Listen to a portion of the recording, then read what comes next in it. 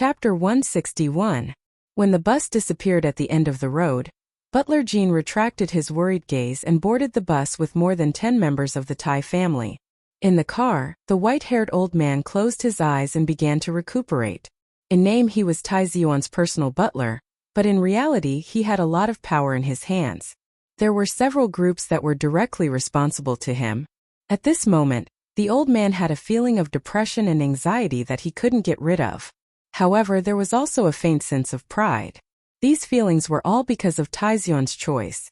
Maybe history will judge me to be wrong, but I will never admit that I was wrong. On the night when Tai Ziyuan decided to join the 2nd Military Region instead of going to the front lines in the Westwoods, he smiled and said this in front of Lady Tai and Butler Jean. This was the confession of the Deputy Minister of National Defense, Yang Jingsong, before he died. Because of the Linhai State Gymnasium incident, 7 officers from the 2nd Military Region committed suicide. The Deputy Minister of National Defense also committed suicide. Although the entire Federation was very satisfied with the agreement between Representative Pabre and Green Dragon Mountain, within the military, there were still some unfriendly feelings towards the Tai family. Even though Tai Ziyuan knew that it was a dangerous place, he still insisted on going there. On one hand, as the successor of the Tai family, he really admired those soldiers who tried to assassinate him. On the other hand, he knew very well that only by being in the same position for a few years could the soldiers of the 2nd Military Region truly resolve their resentment towards the Tai family. He would definitely step onto the political stage in the future, so he had to resolve the issue with the 2nd Military Region very well.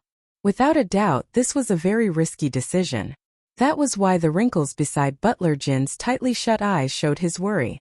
After a while, he slowly opened his eyes and looked at the phone in his hand with a gaze that seemed to be able to see through people's thoughts. He thought about the call that his young master received before he left and frowned. The call was from Sulu. Butler Jean had no idea that Zhou was pregnant.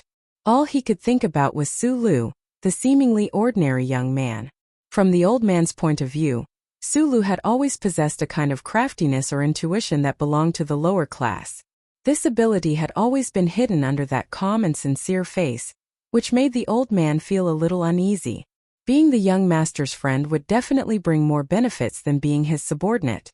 This was not a difficult question, but very few people could see it clearly and dared to bet on it. Spring in the capital special district was so gentle. Whether it was the wind on the streets, the rain in the afternoon, the sun at dusk, or the flowers that were just beginning to stretch their waists, they were all moving slowly and delicately, without a hint of wild enthusiasm. A black car with an ordinary license plate without a logo slowly moved along the streets. In the driver's seat, Sulu, who was wearing a military uniform, squinted his eyes and observed the capital's streets outside the car window. He saw many buildings that he had only seen in postcards. These buildings were of different styles, but they all exuded a faint sense of solemnity. This was the core political district of the Human Federation for tens of thousands of years. It seemed that every brick and every metal wall reflected the light of history and glory, and breathed in the aura of authority and solemnity. When he was mixing in with the orphans in the Donglin district, Sulu never thought that his life's dream would come true one day. He could actually drive a car and slowly drive in the most central district of the Human Federation, and he was also one of these people. However, after his dream became reality, his original dream had already changed. The goal he was looking for was no longer the same as it was in the beginning. A faint sense of oppression enveloped his heart, making his breathing a little uncomfortable. Subconsciously, he tugged at the button on his collar. It had been a few days, but he still hadn't gotten used to the military uniform he was wearing. After a day of training at the Shell Motor Company, he became an official staff member of the Shell Motor Corporation Research Institute. However, he didn't expect that after entering the Federation, he would have to take on a military position. Although it was only a civilian officer, he was under the dual management of the company and the Ministry of Defense. Today, Sulu was already a first lieutenant in the Federation. Life was really a wonderful thing. Back then, passing the mechanic officer exam of the Ministry of Defense or joining the Shell Motor Company were two of Sulu's dreams.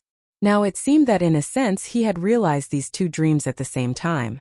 However, because of the death of Uncle Feng Yu, Zhang Xiaoming's death, and many other things that happened after that, he had long lost his initial yearning and respect for the Federation government and the military. Following Hawking Avenue and bypassing the thick and cold building of the Ministry of Finance, the black car drove toward the northern suburbs of the capital. When it passed by an extremely quiet intersection, Su Li's eyes narrowed. His pupils contracted slightly, but he didn't slow down the speed of the car in the slightest. It was a road that was rumored to have no exits. At the end of the road was the mysterious Bureau of Proclamation. The sign at the intersection didn't say anything. Only a few lines of warning and control. The back of Su Li's neck went slightly numb at this moment, as if there was a chill rising from his heart. His brows furrowed, and he mobilized the scorching heat in his body to circulate around his body, driving the chill out. He knew that it wasn't that something had happened to his chip at this moment, and that the omnipotent central computer of the Bureau of Proclamation had discovered something. It was the greatest fear in his heart that made it difficult for him to calm down. The mysterious Bureau of Proclamation was the existence that Su Lu feared the most in the Federation. However, he also felt that one day, he would drive a car along that road that had no exits and have some sort of relationship with the Bureau of Proclamation. The car with a pass on it easily passed through the entrance control of the first military academy of the Federation. It went around the quiet passageway beside the Lotus Pond and passed through 2 checks before arriving at the 3rd department of the Shell Motor Company Research Institute. When Su Lu first came to the Research Institute, he also felt that it was a bit strange. He didn't expect the 3rd department of the Shell Motor Company Research Institute to be located on the campus of the 1st Military Academy.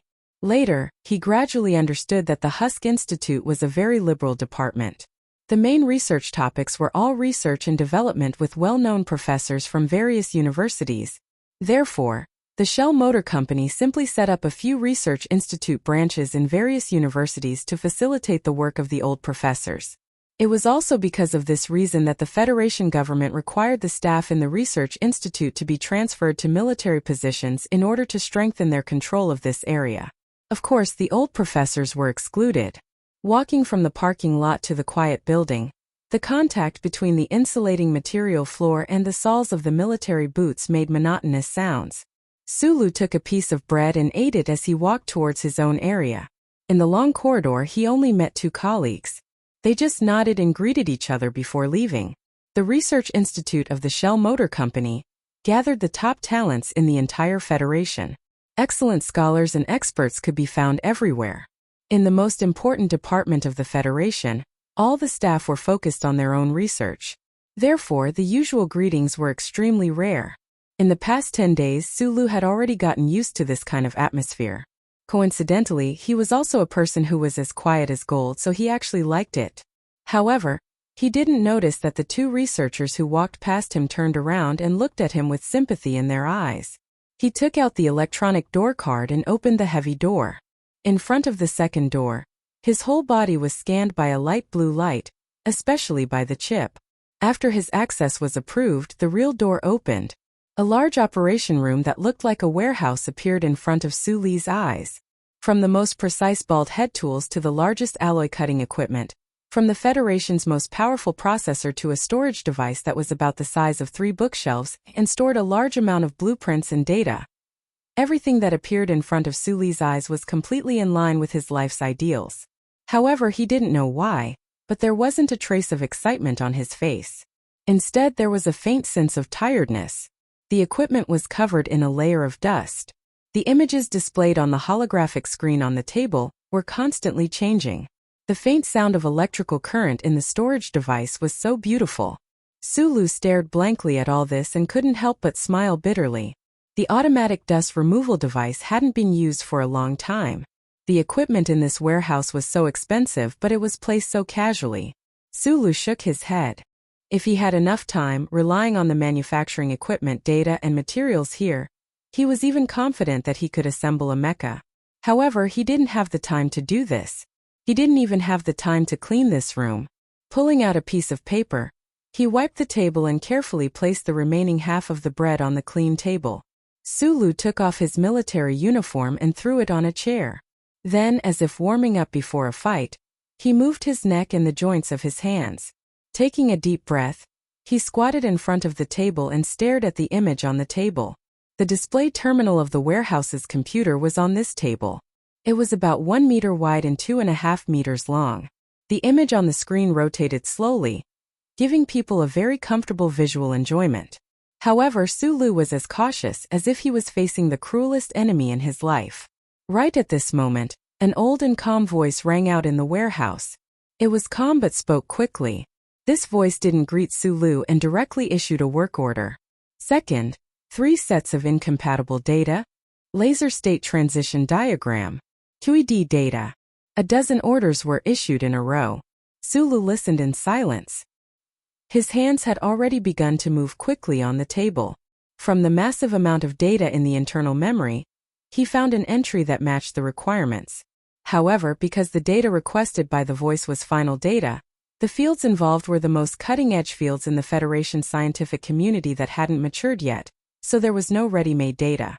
He looked for suitable mathematical tools, borrowed the computer's powerful computing power, and summarized the data.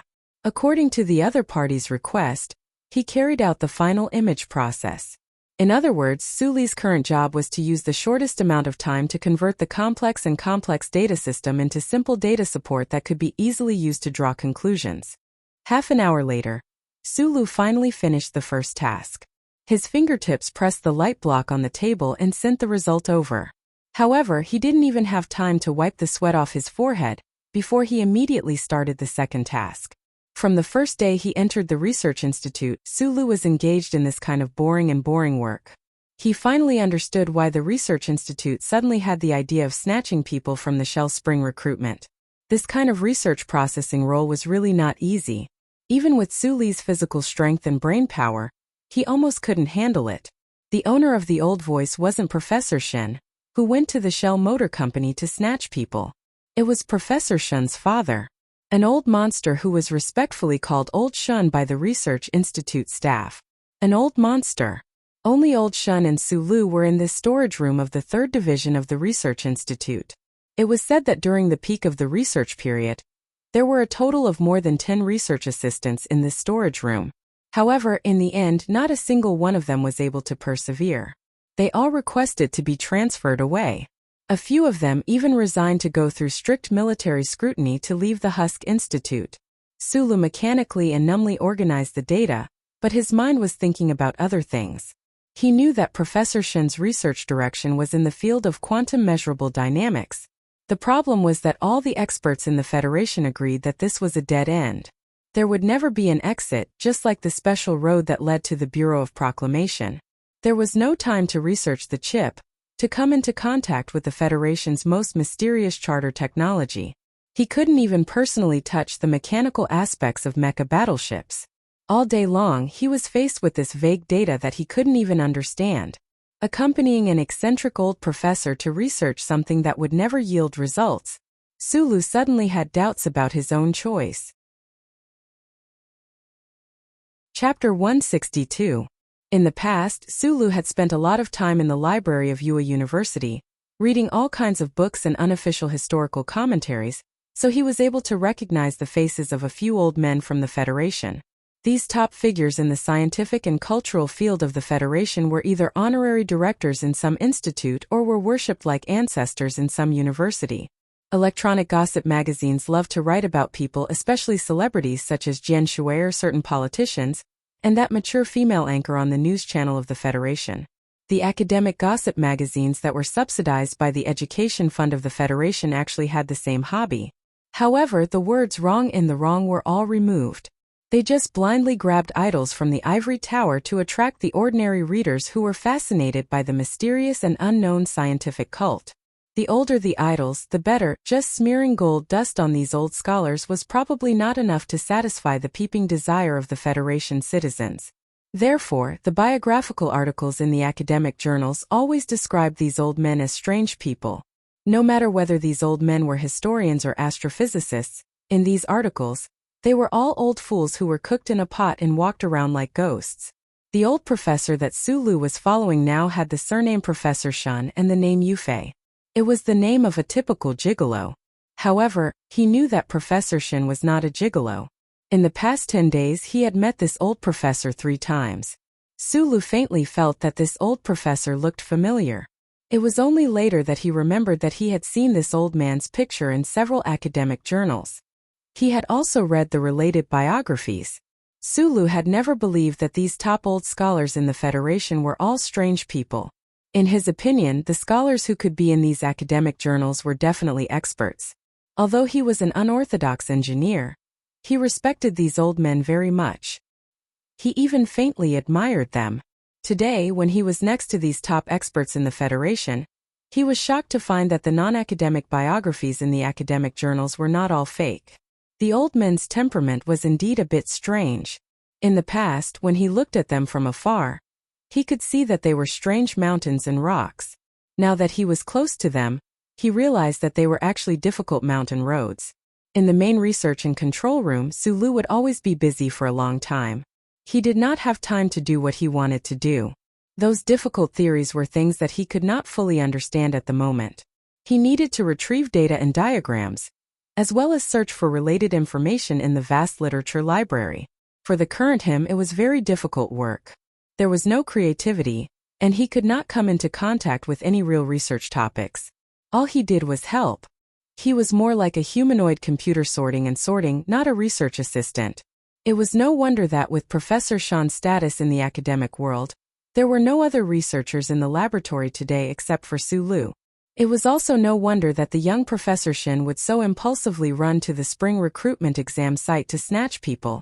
Presumably, the young Professor Shan was also forced into a corner by the old Professor Shan. The work that Sulu did every day seemed simple, but in fact it was very complicated and tiring. The most important thing was that it was boring. Just like Linhai Prefecture in the middle of winter, the 4 seasons of the Donglin region, when it snowed, it would last for several months. When the sky darkened, it would last for an entire year. There was no change at all. Fortunately, Sulu was a person who was used to silence and had a calm temperament. Like a stone, he silently and steadily completed the work that the old professor gave him in front of the holographic screen table. Even though there were occasional feelings of disappointment in his heart, they disappeared in the blink of an eye. He didn't complain, and he didn't even think about leaving the research institute.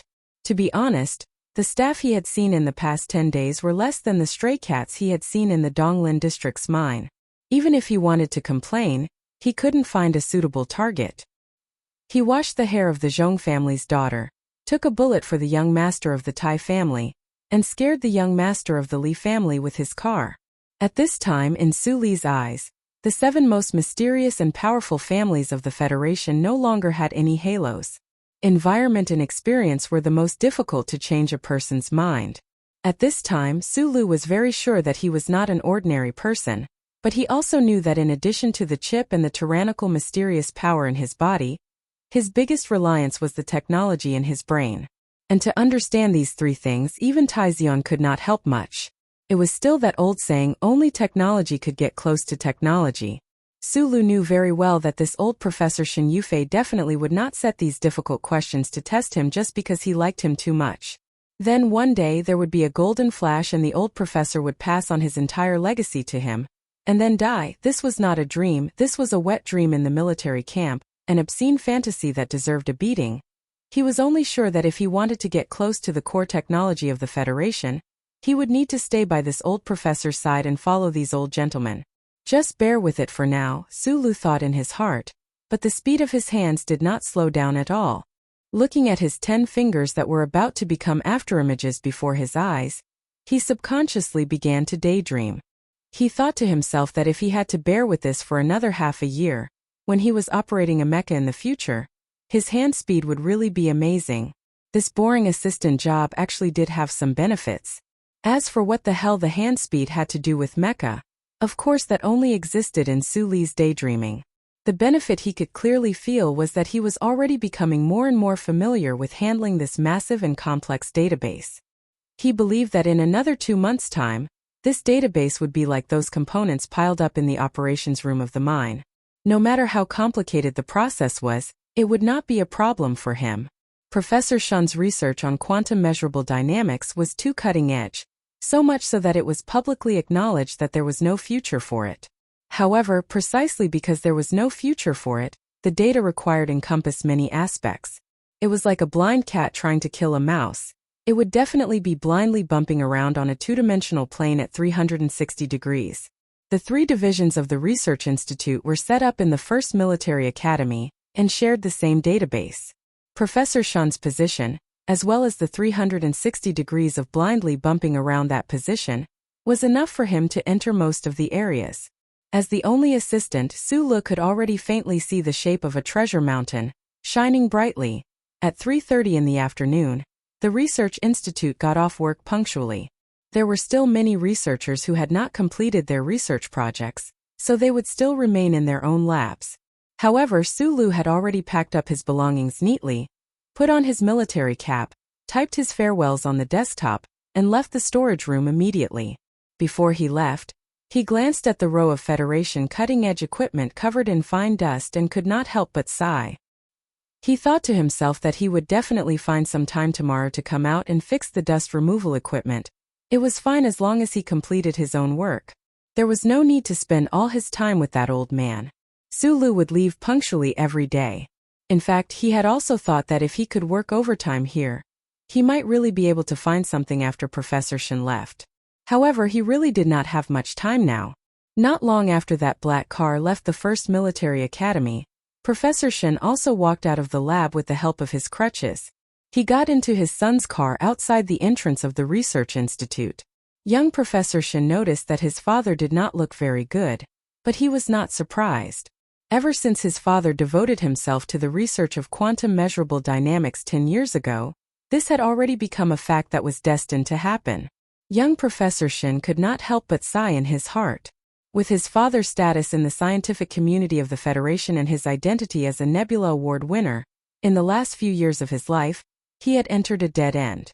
As a son and student, he was really disappointed. However, he also knew that people who engaged in scientific research were stubborn. No one could persuade each other. "Is the new assistant okay?" Young Professor Shen subconsciously asked. Many years ago, he and his father rarely talked about anything other than academic topics. "Very good." Professor Shen's eyes were half closed. His hands were pressed on the crutches. The age spots on his face were very obvious. On his soft cheeks, there were 2 patches of yellow that did not look auspicious. Young Professor Shen was slightly stunned. He did not expect that his eccentric father would give such a high evaluation of the research assistant. Although it was only 2 words, when was the last time someone received such an evaluation? Impeccable when he works. Old Professor Shen seemed to be interested. He slowly opened his somewhat cloudy eyes, coughed twice, and said regretfully, "Although I was not very familiar with the classification of subjects in the beginning, this kid is very smart and willing to work hard. The problem is that he gets off work on time every day. It makes me very unhappy. It seems that he is a person with a girlfriend. It is really stupid of him to fall in love so early and waste his time." During the spring recruitment exam in nutshell, Professor Shen Jr. had chosen Su Lu on behalf of his father at first glance. It was because of Su Li's meticulous and logical ability on the test paper, as well as the leap of thought in the last big question, as well as the extraordinary hands-on ability that Professor Zhou from Yue University had mentioned. Young Professor Shen was also very satisfied that his father was satisfied with him. However, when he heard his father's last sentence, he could not help but be silent. He thought to himself, if young people do not fall in love, what else can they do? Sulu did not have a girlfriend. Even if he did, in his heart, she had already turned into a few balls of fire in the sky above S2. She melted into the clouds and disappeared with the wind. Now, he was naturally not in the mood to fall in love. Whether it was the problem in his body or Senator Macklin, who was in full swing with the presidential election, both made him more silent than before. The automatic thermal soup pot began to sound. Sulu scooped out the soup and carefully placed it on the dining table. He then went to the kitchen to cook a few side dishes and 2 bowls of rice. Only then did he sit at the table and began to focus on eating. A red figure appeared in the living room. Miss Zhou family was wearing a light red halter top today. She looked very cool. She was a little tired as she sat across from him. She looked at the dishes in front of her and said, "You really are a person who is not afraid of trouble." The soup was made by Sulu before he left in the morning. The dishes were bought from the supermarket the night before yesterday. Sulu raised her head in confusion, glanced at her, and asked hesitantly, "What's the trouble? Why don't you eat the ready-made food?" Zhou scooped up a chicken claw in the soup and frowned. You can be considered a little rich now. It shouldn't be a problem for you to eat at a restaurant. Chapter 163.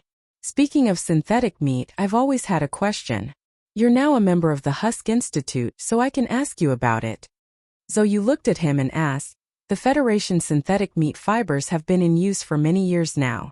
Why haven't we seen any applications for them in other areas? For example, in the area of mecha linkage devices. Zhou, who was wearing a red halter top, sat quietly across from Su Lu and asked seriously. In her opinion, since this ordinary-looking but eccentric young man was able to enter the most advanced research institute in the Federation, he naturally had some areas worth learning from. Su Li's fingers froze in the middle of picking up food. Only then did he remember that the girl's father was the Deputy Minister of National Defense. Although not all families of generals could produce tiger girls, they rarely produced trash. At least this question seemed ridiculous, but in reality it was a very important matter. I've never been able to get through the ethics committee, and the most important thing is that protein cannot withstand high temperatures, and whether it's mecha or other mechanical equipment, being able to withstand high temperatures is a basic requirement. A few days ago, when he was helping Professor Shen organize some information, Su Lu had seen a few famous biochemical hybrid experiments in the 23rd constitutional calendar. In that grand experiment that lasted 40 years, countless failures proved that this idea could never become a reality. He raised his head and looked at the girl in red, or perhaps it should be called the girl in red now. Who knew how many thoughts flashed through his mind at the same time? Zhou was not wearing any makeup today. Her features were more delicate, and her shoulders were exposed beyond the two thin straps. Her entire person was languid, but there was only calmness, a calmness that seeped out from her bones. She picked up the food on her plate with her chopsticks. Her movements were silent and natural. Whether she raised her hand or not, she always appeared so elegant and quiet. Su Lu looked at her, and his two knife-like eyebrows gradually rose. There was a strange look in his eyes. After these few days of interaction, he confirmed that this girl, who was not yet 20, was not as difficult to get along with as he had thought. It could even be said that she had a good upbringing. Speaking of which, how could a daughter-in-law that could be chosen by Lady Tai be a bitch with heavy makeup? Su Lu just did not understand why the Zhou he saw in Linhai was a completely different person. She was a disgusting woman who was cold and arrogant to the extreme. He could not figure it out no matter how he thought about it. He could only sigh and admit that women were indeed the most elusive creatures in this world. It had been more than 10 days. In these 10 days, Zhou had been staying in Su Li's rented apartment, watching TV and surfed the internet to kill time. Perhaps it was because of her pregnancy, but she always looked so tired. Su Lu was also a quiet person. In addition, they were not very happy to see each other, so these days, the two of them did not talk much. After being stared at by Su Lu for so long, of course Zhou knew, but she did not react at all. She just obediently finished the rice in her bowl, drank the high-energy protein powder that Su Lu had prepared for her beforehand, and ate a folic acid tablet. Then she smiled at Su Lu and said, "Do I look good?" Zhou did not mind being stared at. She was born beautiful, and since she was young, she had always been the center of attention. However, in the past, the unscrupulous people who dared to stare at her around the 3rd Military Region either had their legs broken or were thrown into the cold winter river. These past few years of life experience had turned this girl into a person who used coldness and indifference to hide her frustration. However, ever since that night, sitting in that black car and following this small-eyed boy in front of her back to this ordinary apartment, Zhou suddenly realized that such a peaceful home life was not all that bad. It was just that this whole thing was really ridiculous. Zhou often wondered what kind of person Su Lu was. She had seen bored men who were willing to stab themselves a few times out of loyalty to their brothers, but a man who took over everything so calmly and was not afraid of any troubles or misunderstandings was really rare. Although Su Li's eyes were small, they were often squinted, just like when he was staring at her blankly right now. Strangely, there was no coldness or harshness in those eyes, nor was there any discomforting emotion. There was only a faint smile, not sincere, but also amiable and trustworthy. Anyone who spent some time with Su Lu would fall in love with this quiet young man, and it was not the romantic type. Zhou was no exception, so the words "do I look good" made people feel uneasy and had a deeper meaning. You look good. Sulu nodded and said sincerely. The eldest daughter of the Zhou family, who was not wearing any makeup, was more than enough to be called beautiful. Her facial features were not suitable for heavy makeup to begin with. It was only suitable for light application. Coupled with the serenity between her eyebrows at this moment, she was even more beautiful. This answer did not surprise Zhou. Even a person who was not direct would know when to say something direct to cover up. But the problem now was that she did not understand what this seemingly ordinary young man in front of her was hiding. Or to put it more deeply, she did not even know if he was hiding anything. At the entrance of Qingshan Park, Sulu called out and knocked over a car. She followed him. Outside the Linyuan of Wangdu Hospital, Sulu smoked a cigarette outside the car. She thought about it for a while in the car and did not get out. She followed him directly to this inconspicuous apartment. Zhou believed that she was a clear-headed person. She was willing to follow Sulu, aside from some thoughts that could not be exposed in front of others, mostly because of the little life in her belly. No matter what kind of woman she was, at the moment of her first pregnancy, she would succumb to her instincts, or rather succumb to her secreted hormones. A greater woman would have such a thing as maternal love, so they would be sentimental, sensitive, and give birth to a tigress who would not care about anything. Zhou became ruthless, so she ran away from home, washed away her lead, and hid in this apartment to prepare for the birth of her child. She had been sentimental before, so when she saw Suli's black car on Highway 2, she would cry like a black cloud destroying a city. But now that everything had settled down temporarily, it was difficult to calm down her increasingly sensitive mind. She had her own reasons for the situation in front of her, but what about him? Was it really because the child in her belly was the descendant of his brother? Zhou sipped the sticky protein powder and frowned slightly. She did not deliberately hide the cautious gaze she shot at Sulu. It was still the same saying. It was common to be limited by the so-called loyalty. Because of a moment of hot-bloodedness, it was rare to be able to protect someone gently for a long time, not tired of trouble, and not be disloyal. Zhou tilted her head slightly and looked at Sulu with interest. These days Sulu had looked up a lot of things on the internet and took very good care of her. Whether it was cooking or washing, he did not show any reluctance or boredom. Looking at his behavior, it seemed as if he was prepared to protect her for as long as he could not find Shi Qinghai. However, at this time, both the man and woman at the table knew that it was not easy for Shi Qinghai to come back openly. Everyone had seen thunder and lightning, but no one had seen water penetrate a stone with their own eyes. The latter was obviously not easy. Therefore Zhou was suspicious, Zhou was puzzled, and Zhou was a little depressed. I really find it hard to believe that there is someone like you in the Federation today. Zhou did not say that he was such a person because it was difficult to express clearly in words. It was probably a positive evaluation related to morality. You women don't know much about men's affairs. Sulu said, an old saying that was not liked by feminists. He explained with a smile in my eyes, the women of my brothers are not women. Trouble related to my brothers is not trouble. These words were not crude, and neither was the reason. However, no matter which era, there were many people who believed in these simple principles, but there were only a few men who could truly put their brothers first and not seduce their wives. Sulu did not know what he was doing now. In a certain time and space, there was a second master who did the same thing on a journey of thousands of miles. With his personality, he would just do what he did. He wasn't even willing to explain himself. However, when he looked at Zhou's eyes, he knew that pregnant women were sensitive. He had no choice but to explain with a smile. Even if she was a very beautiful pregnant woman who had a grudge with him before, she was still a pregnant woman after all. The human rights of pregnant women were above everything else. This was a simple arithmetic problem, 2 to 1. Zhou was not a stupid woman. Although she had done some stupid things in the past few years, that was because she wanted to do it. When she heard Suli's words and looked into Suli's eyes, she suddenly smiled and said softly, I really don't know if that hooligan surname sure is lucky or if I am lucky. Although she said this lightly, Zhou's eyes were filled with a faint sense of awe. She respected Suli's actions, but she also feared Suli's actions. There were very few people like him in the Federation. She wondered what kind of people he would become in the future. Sulu smiled and did not respond. He naturally got up and prepared to wash the dishes. Now, all the housework in this simple apartment was done by him. Therefore, when he was working with Professor Shin in the Research Institute, he did not have much time and energy to enter the database to search for the things he wanted. Don't wash the dishes for now. Come with me for a walk. Don't just walk in the neighborhood today. I want to sit on the street. Sulu hesitated for a moment and nodded.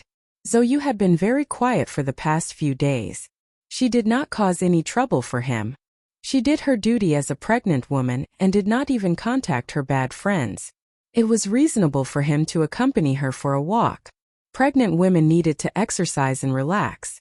The young couple walked along the big tree below the apartment and slowly walked towards the brighter lights of the business district. After a long silence, Sulu said with some shame, "I am not good with words. I guess you have been a bit bored these past few days. If Mr. Shi was here, I don't think you would find it so boring." When she heard Shi Qinghai's name, Zhou Yu's expression changed slightly. She immediately returned to her usual cold and indifferent appearance in front of others. From the corner of her eyes, she caught a glimpse of a few figures in the dark at the entrance of the neighborhood. She could not help but frown. Those people were tall and sturdy. It seemed that they had no intention of hiding their whereabouts, but they also had no intention of coming forward. Sulu looked over there and said, "Trouble is coming. This is a very natural thing. You can't take me to the triangle." Zhou tightened the pony around her shoulders and said with a slight ridicule, "If you can really hide it from my family and let me give birth to the child, it will be a miracle." Sulu was surprised that the Zhou family found out about Zhou Yu's whereabouts so quickly. After all, it was not difficult for the Minister of Defense to investigate a person in the capital special district. "You said you were not afraid of trouble." Zhou Yu's hand slowly stroked her slightly bulging belly. Thinking about the tragedy of the child in her belly if she was caught by her family, her voice could not help but become cold. "The key is your attitude." Sulu looked at the guys who were obviously soldiers. He carefully held her arm and stepped over the metal railing at the entrance of the neighborhood. Chapter 164. Under the faint silver light of the two moons, this strange pair of man and woman, under the gaze of the big men in the shadows, steadily walked out of the gate of the neighborhood and slowly walked along the big green tree on the street. "If you are a good person, then in your eyes I'm definitely not a good person." Zhou Yu's tone became harsh again, just like the unruly girl from before. Maybe it was because she was being watched by her family again which made her a little unhappy. Fortunately, there was a hint of self-mockery in her harsh tone. So Sulu just frowned. "Do you want to go back?" Zhou Yu was not a girl who was used to thinking about other people, but maybe it was the chicken soup from the past 10 days that worked. She looked at Sulu, who was silent, and took the initiative to ask. Sulu glanced at the shadows behind the tree from the corner of his eyes. Those burly men who were obviously soldiers did not follow too closely, nor did they force their way forward. One of them took out his phone and seemed to be asking for instructions. He didn't know if the person on the phone was the deputy minister with the surname Zhou, or the gloomy and cold Major Zhou. "No need." Sulu thought for a moment and shook his head. "They don't dare to use force on you, so it's useless to use force on me. After all, we are on the edge of the capital, not a place like Linhai. These soldiers can't use guns. If things get out of hand, it won't look good on your father." That's true. Zhou Yu, who did not have his eyebrows drawn, had very thin eyebrows. Once they tightened due to emotions, they would be as cold as steel wire. He glanced behind him and sneered. "I'm afraid they're not sent by the old man." Sulu immediately understood what she meant, and his smile couldn't help but become a little bitter. To be honest, he was only a young man in his 20s, not a saint. Because of a woman that he was not familiar with and even hated, he got into so much trouble. He couldn't help but think twice. However, the process of thinking and judgment was covered by his silent appearance. The result of his thinking was very simple. If the Zhou family found out that Zhou Yu was pregnant with another man's child, the consequences would be very tragic. Zhou Yu's child would definitely be lost. It is indeed a little troublesome. You can't just hide in the apartment. Every month you have to go to the hospital for a checkup. You have to go out. The two of them slowly walked to the outside of a tea house. The stalkers behind them still didn't make any movements. Sulu and Zhou sat by the window. They ordered a pot of chrysanthemum tea that pregnant women could drink and fell into silence. Other than how to take care of the baby in their arms, the two of them did not have much in common. After saying goodbye to Zhou, Sulu walked out of the tea house. Leaning against the glass window, he took out a cigarette case, lit a cigarette, and took a deep puff. The taste between the tip of his tongue and the gap between his front teeth suddenly became a little sour. He subconsciously glanced at the 3/7s on the cigarette case and couldn't help but smile. He thought of his beautiful friend who liked to wear her hair in a 3/7 style and only smoked 3/7s brand cigarettes. Sulu puffed out a faint smoke. He felt a little depressed. He didn't know where Shi Qinghai was hiding now. In the smoke, he seemed to be able to see the beautiful guy in a windbreaker blowing in the cold wind. He acted as an assassin and a traveler. His peach blossom eyes narrowed as he stared at everything in the Federation. He refused to forget his teacher and the anti-government army in the mountain. "You are going to be a father soon," Sulu whispered to Shi Qinghai, who he didn't know where he was. "In the end, I am your godfather." Immediately he narrowed his eyes. He noticed that the big men in the shadows on the other side of the street had already hung up the phone and were preparing to walk over. On the other side of the glass, Zhou looked out of the window indifferently. Through the glass, she saw Suli's naturally hanging right hand holding the crumpled cigarette case. She saw the 3/7s on it. A faint sadness appeared between her eyebrows. She and that man had the deepest crystallization of their relationship, but in fact she didn't know that beautiful man, let alone like him. However, she really liked the little life in her belly that was constantly trying to grow up. Those soldiers in plain clothes crossed the street and came to the tea house.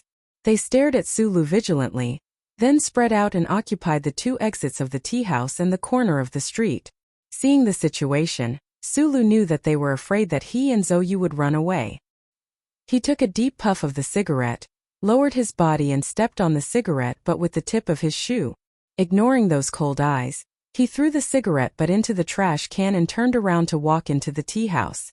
"It seems that someone is coming, but I don't know if it is your brother or your father," Sulu said. Zhou quietly looked at him, who was sitting peacefully. The left corner of her thin lips gently raised, turning into a strange smile. She said, "It seems that you are really not afraid." A dark green Mustang off-road vehicle, with a harsh braking sound, stopped in front of the tea house. The few guests in the tea house looked over in surprise, wondering who on earth was so immoral to ruin the mood of drinking tea. When they saw that a few cold-looking officers walked out of the vehicle, they slowly withdrew their angry gazes. Since the war with Empire, the status and image of the Federal Army in the eyes of the public had increased a lot. Other than fear, the citizens of the Federation also had some respect for these soldiers who shed their blood on the front line. The door of the tea house was suddenly pushed open. A major in his 20s walked directly to the table by the window, accompanied by a few subordinate officers with a gloomy face. He stared at Zhou with a gloomy expression. He lowered his voice, but couldn't suppress his anger and disgust. "Come home with me." The person who came was the staff major of the 3rd Military Region's Operations Department, Zhou, the son of the Minister Zhou of the Ministry of National Defense. Ever since Taizion's phone call, he had been obediently guarding the 3rd Military Region for the past 6 months and hadn't left until a few days ago, when he received the news that Zhou had run away from home. He thought that he understood this sister of his. She was humiliated at the Double Moon Festival dance party. Or she was in a bad mood, so she vented her anger on his family. Anyway, in the past few years Zhou had run away from home more than once, so he didn't pay much attention to it at first. He thought that she would come back in a few days, or at that time, he would be able to catch her from her bad friends. But he didn't expect that Zhou would run away from home for real this time. She disappeared for more than 10 days, and none of Zhou's original friends knew where she went. The situation seemed to be not good.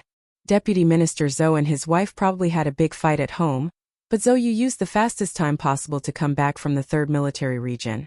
If the daughter of the Minister of Defense went missing, or if there was some kind of scandal or accident, it would be unacceptable. Although Deputy Minister Zhou Yingxing was also worried about his daughter, he couldn't ask the civil servants of the Federation government to help him find her, so the people that Zhou asked for were mostly people from the 3rd Military Region. Today, he finally found out about his sister's whereabouts, so Zhou didn't dare to delay and rushed to the tea house immediately.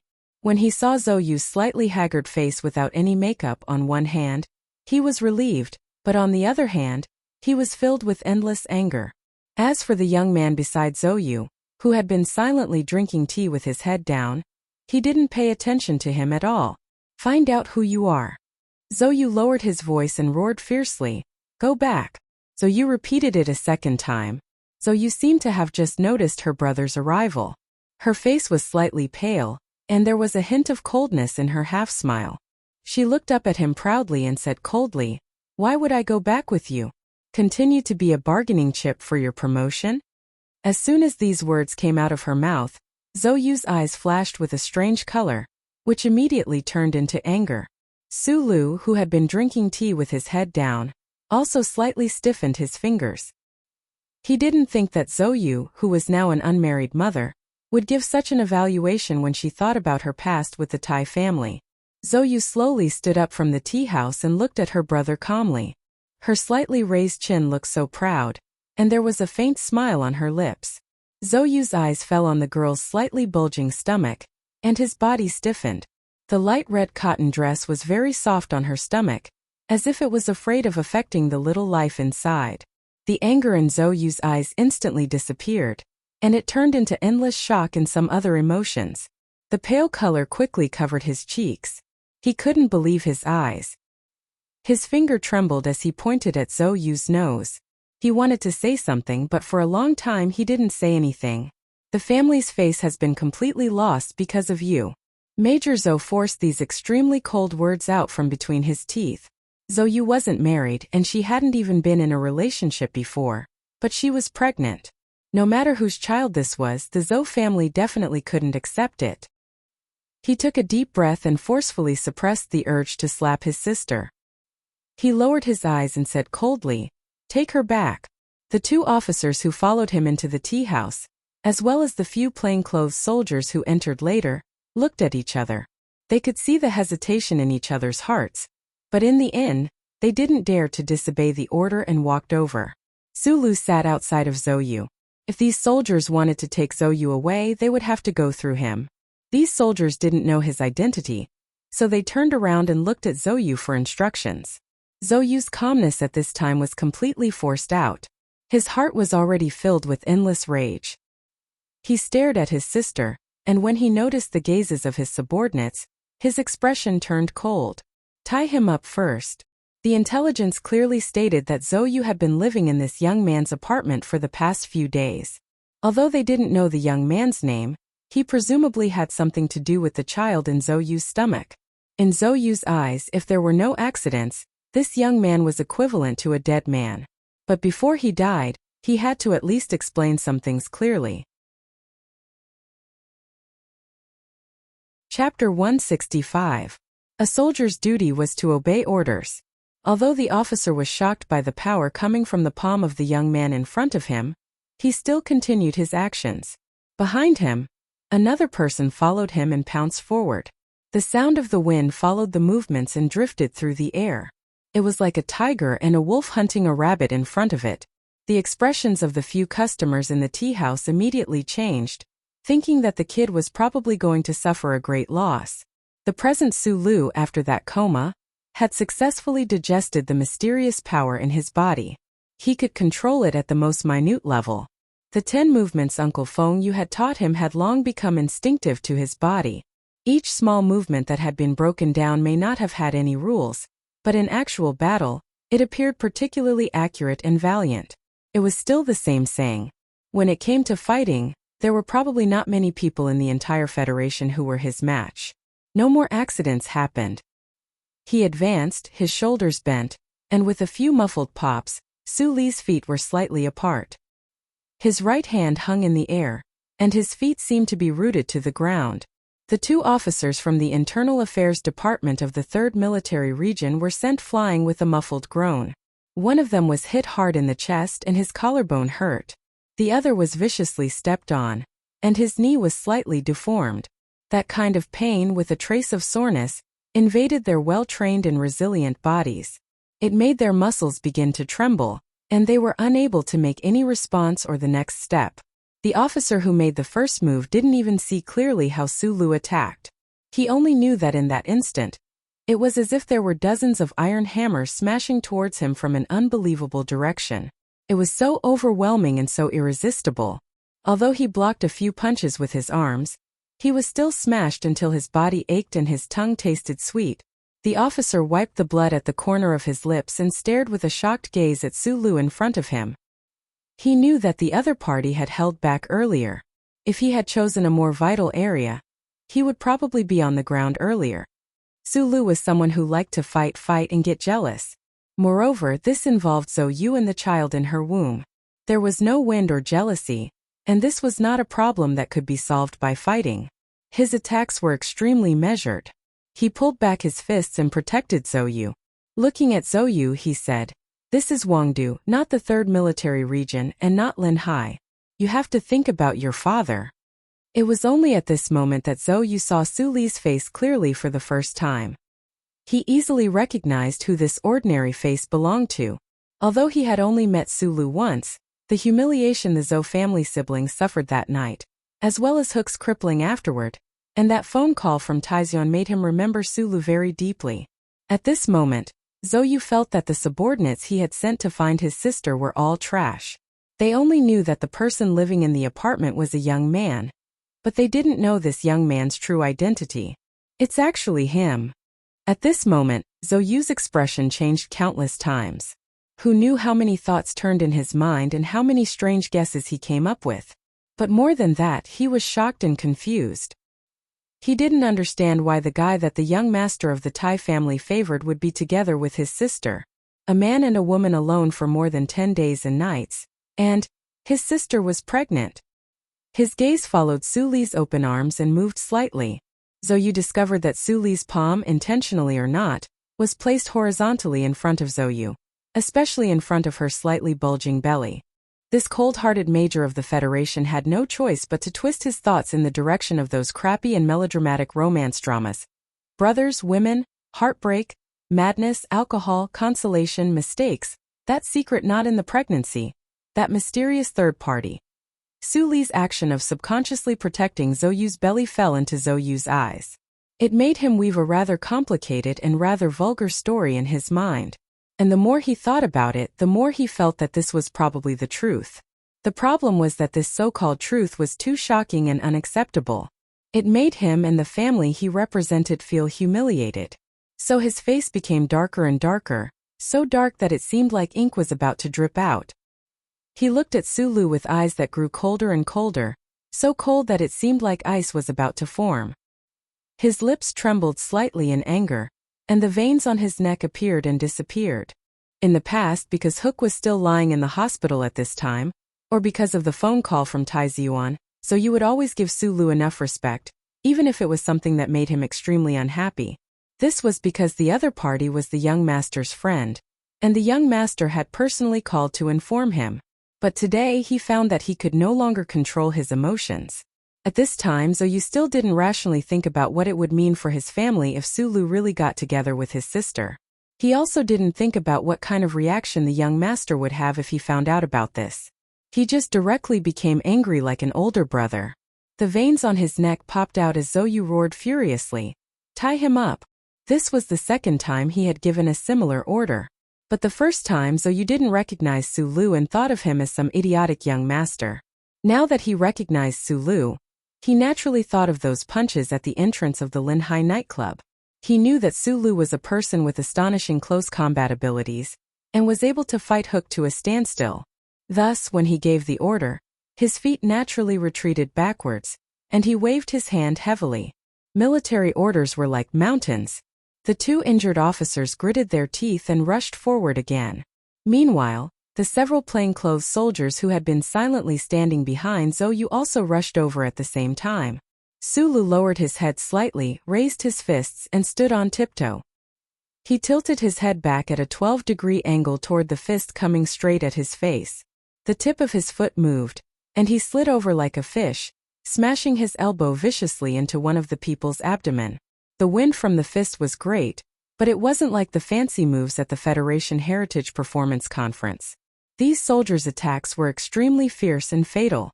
There was no fancy move at all. They directly attacked the target's vital points. A stomp of foot, a knee strike, and a reverse elbow strike all appeared full of killing intent. Amidst the slapping sounds, who knew how many old tea tables fell along the way, turning the tea house into a forest after a battle? How much cold tea was poured and turned into how much tea rain? However, when the crowd in the tea house rushed over with cries of alarm, and the occasional spurt of blood dyed the place red, whether it was the forest or the rain, it all appeared dangerous and ruthless. The battle ended in an extremely short amount of time. On the four sides of the tea house were 5 or 6 soldiers in and out of uniform. These extremely tough men had cold sweat pouring down their foreheads. They tried to stand up and continue to carry out their orders, but some of their joints were already seriously damaged, and they couldn't exert any strength at all. Sulu extended his thumb and wiped away the trace of blood flowing down from his nostrils. However, he didn't wipe it clean and left it on the skin above his lips. Coupled with the painful expressions of the heroes of the army, he looked particularly valiant and terrifying at this moment. Behind him, the cold-faced Zhou gently held her lower abdomen, watching this scene with a smile that wasn't a smile. In front of him, Zhou looked at this scene with an indifferent expression, as if he was not worried at all. As a soldier, their ability was not in fighting, but in using weapons to declare the strength of the Federation. Even if Sulu could beat down these people, could he beat the entire federal military to the ground? Sulu also understood this point in his heart. He also understood why the major in front of him was so angry. As an elder brother, if he suddenly found that his sister, who had run away from home and been missing for more than 10 days, was suddenly pregnant, anyone would fall into a state of madness. If Xianyi was suddenly pregnant, how angry would he be? He suddenly thought of his sister who had been away for a long time, and his mood became abnormally cold and uncomfortable. When he fought with those soldiers earlier, it was precisely because of these reasons that he didn't use too much force at the beginning. He took a few punches on his body, and in the end, he had no other choice but to use a fierce hand and beat those soldiers to the ground. He looked at Zhou in front of him and said, "Enough. I waited for you today to solve the problem, not to fight." After all, the other party was Zhou's family. Sulu and Zhou were not relatives. If he wanted to protect the child, he couldn't keep fighting with the other party. Zhou was so angry that he laughed and said coldly, "Solve what problem? The child's problem." Sulu narrowed his eyes slightly and said, "Zhou needs you as her family, but I hope you can accept this child." Who is the child's father? Zhou's gaze at this time could definitely be cold to death. He looked at Sulu and said word by word, "If it wasn't you, what right do you have to stand here and talk about the problem? If it was you, you should be very clear about what you will face." When Zhou asked who the child's father was, Sulu was slightly stunned. He was about to say something when he heard the second half of Zhou's sentence. He pursed his lips tightly and wiped the blood on his lips again without replying. It was indeed very naive and childish to hope that the Zhou family would accept this child of unknown origin. If the other party found out that the child's father was a fugitive from the Federation, this unborn child would not have much hope of surviving. "You're very good at fighting. You know the Crown Prince." Zhou looked at him coldly. "If you can beat up 5 people today, I'll send a platoon tomorrow. If you can beat up a platoon, I'll send a company. You know that I won't dare to use guns in the capital, but if you really push me too hard, I can even get a cannon and blow up your little unit. You can't stay by her side forever. If I want to take her home, you'll never be able to stop me. Don't think that the Crown Prince can help you in any way. This is our Zhou family's matter, so he has to respect us." These were all real threats. Sulu was silent for a moment and said, "Just pretend that the child in her stomach is mine. If you dare to touch this child, I'll make you and your father regret it very much." Enough. Zhou, who had been silent all this time, suddenly smashed the small porcelain teacup in her hand in anger.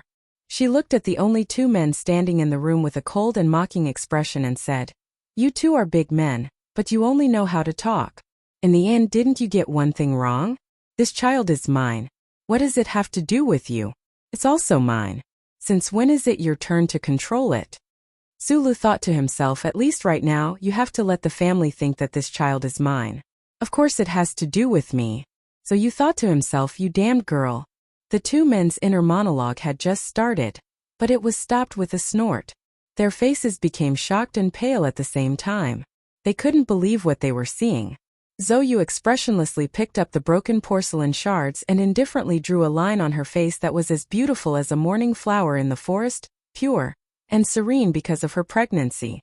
Gradually, bright red blood seeped out from the line, and the flowers in the forest turned red. Tell father that I want to stay with Su Lu to take care of the baby. Don't bring these soldiers to harass me again. With a line of blood on her face, Miss Zhou coldly looked at her brother. If you want to take me or kill him, you'll have to wait for 3 deaths. Then she turned her head and looked at Su Lu, who was stiff all over. She narrowed her eyes and said with a smile, "Come with me to the hospital to get my face fixed. Also check how the child is growing." Chapter 166. The tiny piece of porcelain slid across her porcelain-like face. In fact, it didn't make any sound, but when this scene fell into the eyes of Su Lu and Zhou Yu, they seemed to have heard the most heart-trembling movement. The young girl's face was like jade, cold as ice, and a trace of blood suddenly appeared. There was no woman who didn't care about her appearance. Although the wound under her ear couldn't be considered disfigurement, the meaning behind it successfully shocked everyone present. Zhou Yu used such an extremely cold action to tell everyone present that she was now a madwoman, and that she wasn't afraid of death. How could a person who wasn't even afraid of death be influenced by others? Su Lu and Zhou Yu felt cold all over. They stared blankly at her face and listened to her faint smile as she spoke. Their hearts tightened a bit, and they felt the temperature in the tea house drop a bit. Zhou Yu's face was pale, and his 2 fists hanging by the side of his military uniform were tightly clenched. He couldn't speak of his heartache, anger, and fear. Only today did he realize that the sister in front of him, who was doted on by her family, could actually be so valiant. Brother and sister were connected by heart. Looking at the wound and blood on her face, he unconsciously took a step forward. However, in the end, he stopped under Zhou Yu's cold gaze. "Hurry and take her to the hospital." Zhou Yu roared at Su Lu in a hurry and anger. Su Lu helped Zhou Yu walk out of the tea house. Zhou Yu's hand, which was stained with blood, gently stroked her slightly bulging belly. She smiled and raised her chin slightly with indescribable pride and disdain. The soldiers who had been knocked to the ground in the tea house finally stood up with difficulty. They frowned and looked at the back of the young man who disappeared through the door. Countless thoughts turned in their minds. They knew that Su Li's actions were very measured. Otherwise they would never be able to stand up again. Moreover, the soldiers of the Federation admired people with strong strength the most. To be able to knock down so many of them in such a short period of time, of course he was not an ordinary person. They suddenly thought that if the young miss followed such a man, it wouldn't be too bad. On the ultra-thin LED screen in the living room of the apartment, the 24-hour news was being broadcasted. The most important event of the 67th year of the constitutional calendar was, of course, the presidential election. Although the election had not yet reached its climax, the 7 presidential candidates had already begun to seize every opportunity to appear in public. They explained their political program to the voters of the Federation, expressed their views on various aspects, and tirelessly tried to shape their image. Without a doubt, Senator Pabre and Governor Ross of Jingzhou, who were currently leading in the polls, had become the most likely candidates for the next president in the eyes of the media and the public. Their attention and focus were placed on these 2 competitors. Now that the Federation had reached a great internal reconciliation and united against the threat of the Empire, these 2 people, who each had the Green Dragon Mountain Reconciliation Agreement and the support of the majority of the people in the 4 provinces, had already left their competitors in the dust. Su Lu sat in an armchair and watched the news with narrowed eyes. His attention was not on Pabre, who had a dark complexion, although he admired this politician from his hometown. He only stared closely at the old man beside Governor Ross, who had a calm expression and looked very trustworthy. Senator Medellin. It was Senator Medellin's sudden participation in the war that allowed Governor Ross to gain the support of the majority of the people in the 4 provinces. This Federation senator, who was born in the anti-government army, had an unshakable position in the hearts of the people in the 4 provinces. In the Linhai Gymnasium incident, a total of 37 innocent people died. A total of 119 Thai family security personnel and military assassins were killed. After the investigation, another 14 people either committed suicide or were killed. Shi Qinghai's most respected teacher committed suicide by jumping off a building. He also became a fugitive of the Federation, who could not see the light of day. Zhang Xiaoming became a piece of smoke in the flames in the sky of S2. Su Lu silently watched the well-respected old man on the news. He kept repeating the numbers in his heart, and the pain that he would never forget. All kinds of people died. Zhang Xiaoming was dead. Shi Qinghai was missing. His woman and his child were right behind him. And the culprit behind all of this was this senator on the screen. However, in the political environment of the Federation, even if there was no indirect evidence, neither the Federation government nor the Thai family could expose Senator Medellin's hidden cruelty. If they wanted to try and carry out this task, they could only become this person's political propaganda and capital to incite the people. Moreover, within the Federation, who knew how many forces were secretly supporting this old man who could bring them the position of president? Su Li's eyebrows gradually furrowed. He gradually calmed down and turned off the television. He turned his head and looked at Zhou Yu, who was lying on the sofa and was about to fall asleep. At this time, the right side of Zhou Yu's face was wrapped in snow-white gauze. Her eyes were tightly shut, and she looked exceptionally weak. But Su Lu finally understood why this pregnant girl, who was not yet 20 years old, always liked to wear red. It turned out that under her cold and arrogant appearance, there was a burning red heart. The word weak would never belong to her. The porcelain shard that fell on her delicate skin was not deep. After a simple treatment at the hospital, they returned home without any stitches. The emergency doctor only applied a layer of biological glue to confirm that there was no major problem. Even if there was a scar, it would not be too deep. After a few skin treatments, Zhou Yu's face would no longer have a scar. Although it was not deep, the scene was still hair-raising. When Su Lu saw the wound, he understood that as long as this girl in red made up her mind, she would not care about anyone's objections. She used the blood on her face to warn her family that she did not care about things like life. So Su Li's mood was a little depressed. If he had known earlier, perhaps he would not have been so deeply involved in this matter. He furrowed his brows as he thought about it. The young lady in front of him was so cruel to others and to herself. Perhaps she only wanted to use the child in her womb to express her resistance to her many years of environment and betrayal to her family. She did not care who the child was. As if she felt the two calm and profound gazes, Zhou Yu's eyelashes fluttered and she woke up. She leaned against the soft sofa and looked at Su Lu with a complicated expression. She opened her mouth and said, "You don't seem to be in a good mood. Right now, your body does not only belong to you. What's mine is mine. I'm not your friend's rogue official's birth machine." Zhou Yu's gaze was a little angry. She was now very sensitive to hearing such words. Su Li's always silent and calm attitude made her feel like she was a hen, and Su Lu, who had lived with her for the past few days, was like a farmer raising chickens. All he cared about was the eggs he laid. Hearing Zhou Yu's sharp and angry criticism, for some reason, Su Li's heart also began to accumulate a ball of violent emotions. After a moment of silence, he slowly said, "At least, this body is not a means for you to express your attitude of betrayal. Everyone had their own sensitive spots." Zhou Yu's was sensitive to the relationship between eggs and hens.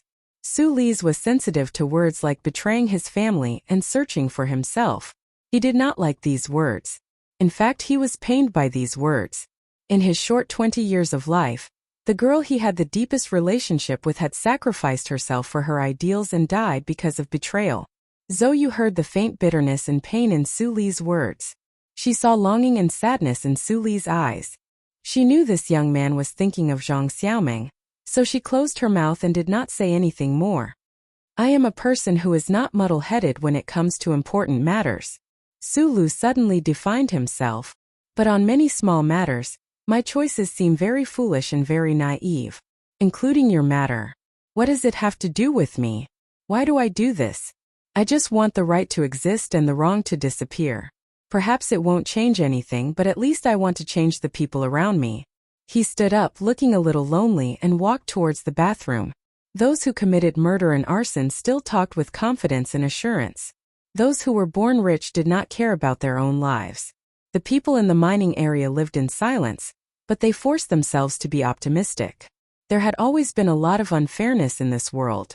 Sulu knew this, and he thought he had long been used to it. However, like a tree that kept swaying in the wind, his heart could not calm down. Day after day, he worked in the research institute and accompanied a pregnant woman who had nothing to do with him. He felt very powerless, as if there was nothing he could do. The situation changed the next day. When the black car without a logo drove into the first military academy, it went through several layers of chip scanning and authorization verification before it once again entered the familiar and empty laboratory. Sulu stood in front of the table in a daze, looking at the row of characters reflecting the light. Professor Shin was sick and was admitted to the Air Force General Hospital. Today, Sulu was the only one left in the laboratory. He stood in front of the table blankly for more than 10 seconds. He did not see the urgent commands on the table. He no longer needed to quickly extract data, calculate the data, and send it to Professor Shin like how he operated the mecha. There was no bustle, no sweat, and no soreness. There was only the slight sound of the ventilation system above the quiet laboratory. Sulu was not used to it for a while. However, after being stunned for more than 10 seconds, a smile appeared on his ordinary and amiable face. Today, this laboratory belonged to him. His slender and steady fingers moved across the large holographic screen on the table and sent several commands to the central control computer in the laboratory. The ventilation system of the laboratory was adjusted to level 3. The utility hatch, which had been closed for a long time, opened. The self-cleaning machine began to drive out and began to clean. A few days ago, he had already prepared the materials for repair. Professor Shin's laboratory had a large database capacity and stored all kinds of automatic tools and materials. Although he did not know why these things were needed for purely theoretical research, Sulu knew that he needed them very much. He had not held a metal tool for a long time. The heavy feeling made Sulu feel close to it. It only took him more than 10 minutes to repair the large dust removal equipment at the back of the laboratory. Along with the continuous buzzing sound of electric current, the fine dust in the space that absorbed natural sunlight and light began to reduce at a speed visible to the naked eye. While waiting for the dust to be removed, Sulu returned to the holographic screen table. He narrowed his eyes and began to quickly browse through the laboratory database. With the foundation of these 10 days of work, his familiarity with the database had reached an astonishing level. There were a total of 21 index trees, and he only opened 6 of them before he found what he was looking for. The transmission of bioelectric current in the B-type material data line. The interaction system between the microchip and the human neuron. Sulu looked at the titles of the 2 folders and his eyes suddenly lit up. What he was most concerned about was the mysterious power in his body and the identity chip behind his neck. In front of him were 2 pieces of information that had been forgotten by the scientists of the Federation. For him, they were like 2 giant pieces of cake. After quickly skimming through the titles of the 2 folders, Sulu closed his eyes and sorted out the information in his mind. Finally, he opened his eyes and sighed softly. Regarding the technology of microchips, the Research Institute of the Nutshell Mobility Company certainly had some achievements. Especially the database of the Research Institute, which was shared with a few major military academies and the Academy of Science. Sulu found a lot of things, but these microchip technologies were mainly focused on the application microchip. Whether it was the structure of battle armor, mecha, or base network, they were all cold metal structures. What Sulu really cared about was the identity chip. The kind of chip that could emit weak pulses on its own. There was no trace of it in the database. Sulu was not disappointed because he knew very well that this chip technology was not very useful for the entire Federation except for positioning and identification of information fragments. However, it was this chip that was related to the mysterious Bureau of Proclamation and the omnipresent First Charter. With his access level, it was impossible for him to access the information that was strictly blocked by the Bureau of Proclamation. Even the internal database of the military did not have this information. Sulu turned his attention to another aspect. At this time, the dusting in the laboratory had finished, but the level of dust in the transparent operation room on the left was still decreasing. Sulu seized this time, and with the help of the computer, he took out the Type B transmission material he needed and waited silently outside the operation room. With a beep, the dust removal was finished. After putting on the gray operation suit, Sulu narrowed his eyes through the electronic mirror and automatic mechanical equipment.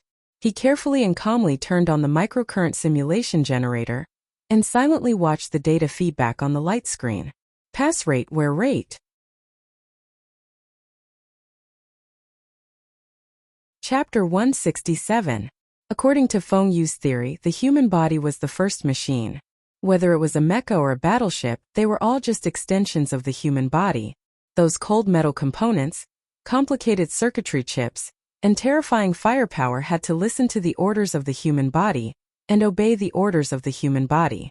Just like driving a car, no matter how fast the car was, the driver's hand still determined the direction of the car. If one explored this direction, they would find a very important link. How did the human brain's activities and commands be transmitted to various machines? The human alliance had been developing for many years. From the earliest days of manual control, to the input of data command programs, to the research of human simulators that had been abandoned halfway through. This was a very important aspect, but there had never been a revolutionary change. On the battlefield between the Federation and the Empire, in the mecha that climbed the mountains, and in the giant battleships in the darkness of space, humans were still using these methods to convert their will into powerful energy through cold metal. Take the M-series mecha, which represented the Federation's engineering standards, as an example. They had always used a touchscreen to operate the mecha. The mecha's operation mainly tested the pilot's judgment ability and the input speed of the program. After the M-series mecha entered the 5th generation, an additional auxiliary control lever was added to the lower left hand of the control cabin. The scientists of the Federation had once tried to use sensitive data-gathering microprocessors to cover the entire body of a pilot, directly capturing the minute movements of every inch of the pilot's skin. Then, the signals would be transmitted to the central control computer of the mecha for processing, finally transforming into the corresponding movements of the mecha. This was a simulation artifact that had become an antique. The plan for the simulator was aborted because after a long period of experimentation, the experts found a few problems that could never be solved. The first was the difficulty of data collection. The structure of the human body seemed simple, but in fact it was more complicated than the most complicated machine. The corresponding changes in every human movement contained too much data. The degree of contraction of the double muscle fibers, the direction of the movement, blood pressure, and even the changes in the surface tension of the skin. These subtle changes had to be completely identified by the data acquisition microprocessor and successfully converted into the corresponding movement. Even with the help of the powerful computing power of the central control computer, the accuracy rate was always around 70%. On the fierce battlefield, the most important thing for mecha was accuracy and speed. If they could only guarantee this level of accuracy, then they were basically useless. The second problem of using the simulator occurred after the experimental simulator had been put into use. At that time, the pilots in charge of the experiment were all ace pilots of the military. Their movements were extremely precise, without the slightest bit of redundancy. They could control the trembling of their every muscle valiantly, thus increasing the accuracy rate of the mecha controlled by the simulator to more than 95%.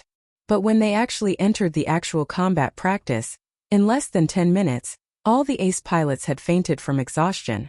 After that, they found that using the simulator to control the mecha required, on one hand, to ensure the accuracy and precision of the movements, on the other hand, to continuously perform the movements, which was really too taxing on the human body.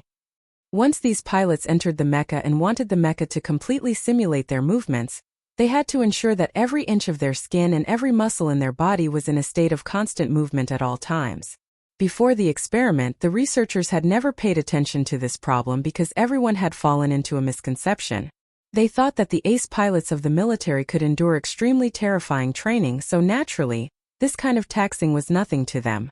However, the results of the experiment proved that if a pilot was asked to run 10 kilometers without a problem, but if he was asked to sit in a chair and constantly tighten his leg muscles, relax them, and tighten them again without actually running, after repeating this dozens of times, the accumulation of lactic acid in the muscle fibers would reach a very frightening level. This kind of load was not something that a normal person could bear. Before the simulator project was aborted, in fact, the military had secretly tried a more advanced control method, which was to capture the pilot's brainwaves and then analyze them through a computer to directly control the mecha. Unfortunately, this seemingly feasible plan failed miserably in the end.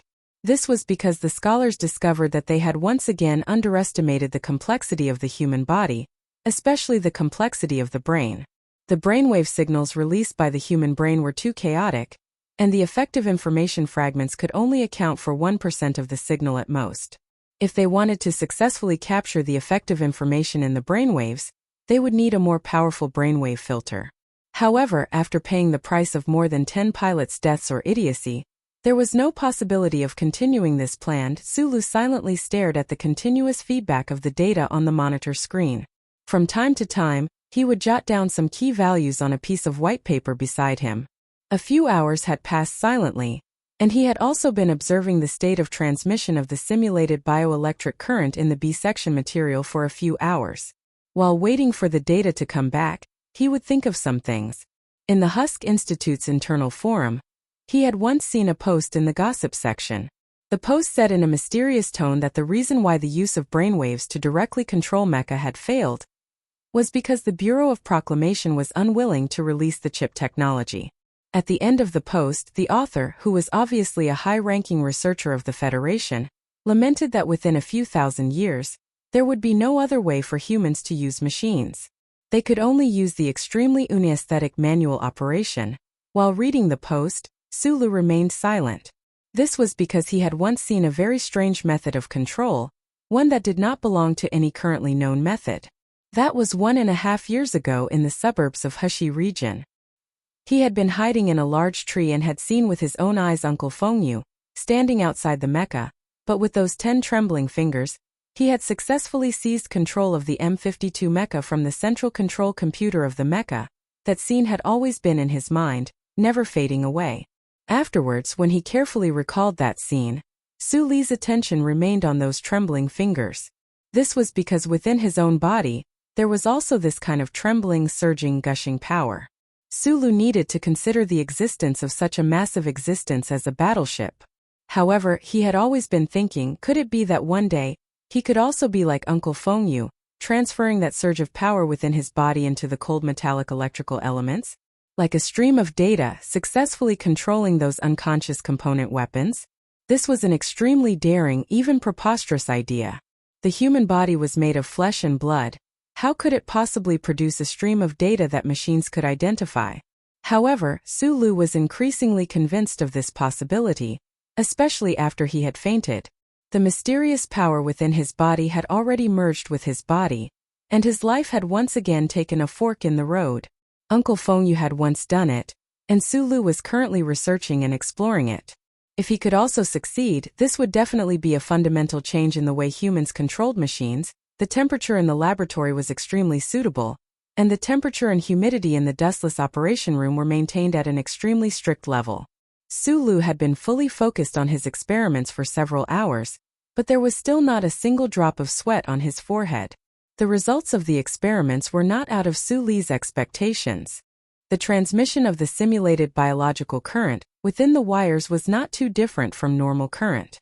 However, because the current itself was too weak, the loss rate appeared to be too high. Meanwhile, the B-type material wire was already the material with the lowest loss rate that could be found in the database. The problem before him was that the situation Sulu had envisioned, using the microcurrent of the human body to control a mecha, or rather to control the chipset of a mecha, did not seem to have the slightest chance of success from these experiments.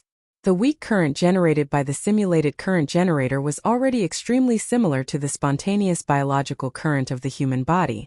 There should not be a problem with these materials, but the data collector at the end of the wire was unusually cold and firm in its summary. The electron stream did not produce any strange changes. In other words, it could not carry any data. Sulu had never hoped that he would be able to solve his biggest question in just one day's time, and allow the mysterious power within his body to obtain the greatest benefits. He had even mentally prepared himself that perhaps he would never be able to come into contact with that magical world in this lifetime. Using the human body to directly control a mecha seemed to be a very simple proposition, but it was an extremely crazy idea. Sulu would not be discouraged by this temporary setback at all. In fact, he did not even see these experiment results as a setback at all. Sulu took off his goggles. His eyes that were exposed outside the mask were slightly tired. He opened the transparent door of the operation room, walked in front of the holographic screen table, and began to quickly browse through the data in the database again. Then, he fell into deep thought as he looked at a piece of historical data. Those previous experiments were just an attempt to confirm the doubts in his heart. Although he had failed, it made him even more determined to temporarily give up that crazy idea and switch to the idea of researching the antique simulation system, especially after seeing the research report on the flaws of the simulation system. He could not use the trembling in his body. For now, he would temporarily treat it as bioelectricity, to control a mecha. However, with his powerful mysterious power, he seemed to be able to use the simulation system that the Federation's scientists and military experts had already sentenced to death to directly control a mecha. In those mecha tests in Area H1, when he had fought against Zhou Yu's silver mecha, although Sulu had only used the antique simulation system in that final instant and had only been able to make a move for less than half a second, he had still succeeded. Unlike those ace mecha pilots who had conducted the experiments back then, when Sulu used the simulation system, the commands transmitted were transmitted through the trembling power within his body. The fine control of that power was far beyond the precision of human control over their own muscles. Furthermore, Sulu would not be like those predecessors who had collapsed from exhaustion due to exhaustion. This was because he used his mind to mobilize that mysterious power, not his nerves. Other than the fact that his stomach would become extremely hungry after using this power, there were no other problems. The fewer links there were to transmit commands between the human body and the mecha, the less exhaustion there would be, and the faster the mecha would be able to carry out the human's intentions. Sulu, who could use the simulation system, undoubtedly had the potential to surpass the current level of machine control in the Federation and the Empire.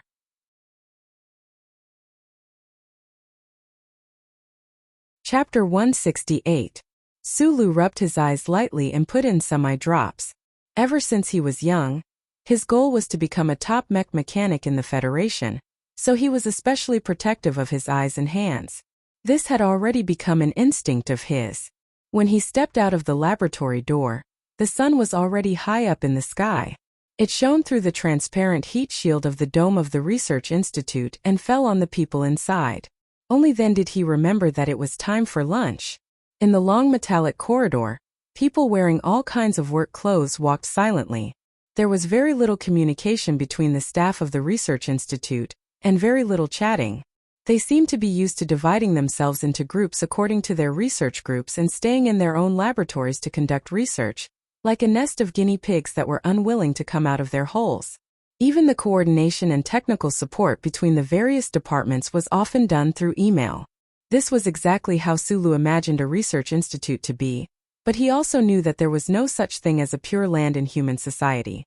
A research institute with a strong academic atmosphere was still a microcosm of this society. There were still political struggles and conflicts in this place, but these ugly things basically only happened in the upper echelons of the research institute and did not affect basic researchers like him. Sulu ate silently in the cafeteria, chewing carefully. He knew that he had to eat a little more now. Otherwise, once he activated that mysterious power in his body in the afternoon, he did not know how hungry he would be. The Research Institute and the First Military Academy shared an area, but the various facilities were strictly separated. In the cafeteria, which was a full 1,000 square meters, there were not many researchers eating. Sulu sat in the corner alone in silence.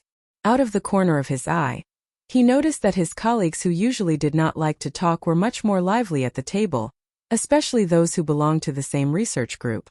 They were excitedly talking about something, as if there was an insurmountable problem in some important research project in the engineering department.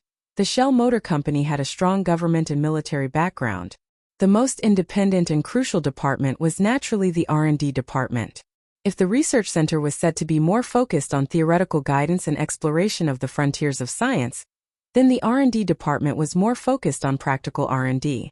The research results of the research center often required the technicians of the R&D department to transform them into actual objects.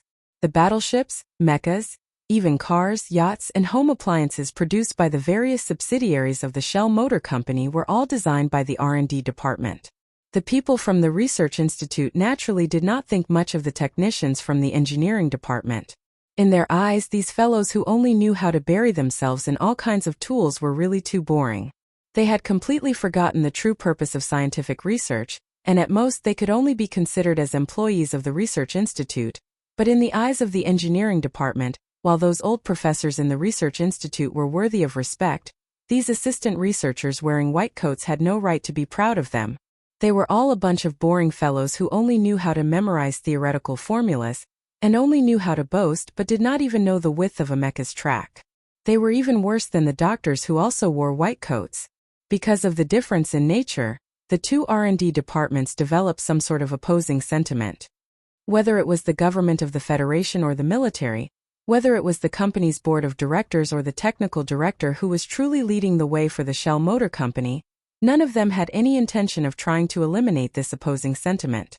In their eyes, this opposing sentiment was an extremely beneficial form of competition. It could promote the R&D standards of the Shell Motor Company, and even the entire Federation to improve faster.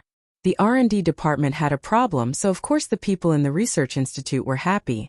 Sulu smiled and did not continue to listen to this gossip. He lowered his head and continued eating.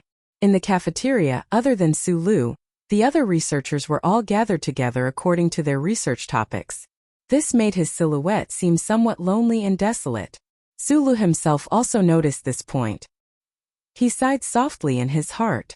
Whether it was at Donglin or at Yue University, his personality seemed to be unable to blend in with the crowd. It was rare for him to have a few true friends, but they were all shut down, left and died. Could it be that he was destined to be alone forever? No one was willing to be Professor Shin's assistant. Although this old professor had a highly respected position in the academic world and was one of the rarest living Nebula Award winners in the Federation, the subject of quantum measurable dynamics was definitely not a promising one. It was enough to dampen the enthusiasm of all the researchers. In the quiet laboratory, other than Professor Shen, who usually stayed on the second floor in a daze from time to time, there was only Sulu and the static sound of the holographic screen on the table. This was also the source of Su Li's loneliness in the research institute. Today, Professor Shin was sick, so this laboratory was equivalent to Su Li's alone. He sat on the metal stairs leading to the office upstairs. He squinted his eyes and sized up the spacious laboratory. He subconsciously took out a cigarette from his pocket and lit it. At the same time, he turned on the dust removal system beside him. It was not unprecedented for a speck of dust to destroy a chip and then a battleship. Although this was a laboratory and not a manufacturing factory with extremely strict requirements, Sulu did not want all of his future experiments to come up with ridiculous results. The light green smoke filled his eyes and then quickly turned into a whirlpool in the air. It was absorbed by an invisible force, and the laboratory was clear again. Sulu held the cigarette between his lips. He squinted his eyes and enjoyed a rare moment of leisure. His eyes slowly and attentively scanned everything in the laboratory. With Professor Shun's qualifications, it was not surprising that he could have such a large and complex database. What Sulu was curious about was why his little assistant had access to such a high level of access. It was because of this access that he could find a lot of things he needed. What surprised him even more was that in this two-story laboratory, there were actually so many materials that were rarely seen. Some of these materials were polymer materials that he had only seen in academic journals when he was in Donglin District. In the large warehouse behind the building, there were all kinds of precision instruments and tools that Sulu was most familiar with and loved. Sulu frowned and stepped out the cigarette. He could not understand why an old professor who was engaged in pure theoretical physics research would need these things. Since he could not understand, he stopped thinking about it. Anyway, Sulu knew that everything in this laboratory could help him accomplish a lot of things he wanted to do. It was like a big piece of pie falling from the sky and accurately hitting his head. The most oily edge of the chopped green onions was delivered right into his mouth. Was there anything more wonderful in the world than this? No. In the past, in this laboratory, Sulu was busy with the various tasks that Professor Shin gave him. He did not have the time or courage to do his own things. However, at this moment the laboratory belonged to him alone. Of course he had to seize this opportunity. After stuffing out the cigarette and confirming the time, Sulu took a few deep breaths and calmed down. He put his right hand on his left wrist and gently rubbed the metal bracelet that Uncle Shun gave him a few times. With a calm expression, he silently walked to the holographic screen table and began to examine the information he needed. From this information, he obtained the information he needed and found the appropriate materials in the warehouse to form the tools he needed. Mechanic Yu Feng, or Uncle Feng Yu, was the #1 wanted criminal in the Federation. In his eyes, Sulu was a mechanical genius, so Sulu was without a doubt a genius. Especially since there was no one watching over the laboratory today, he no longer had to worry about anything.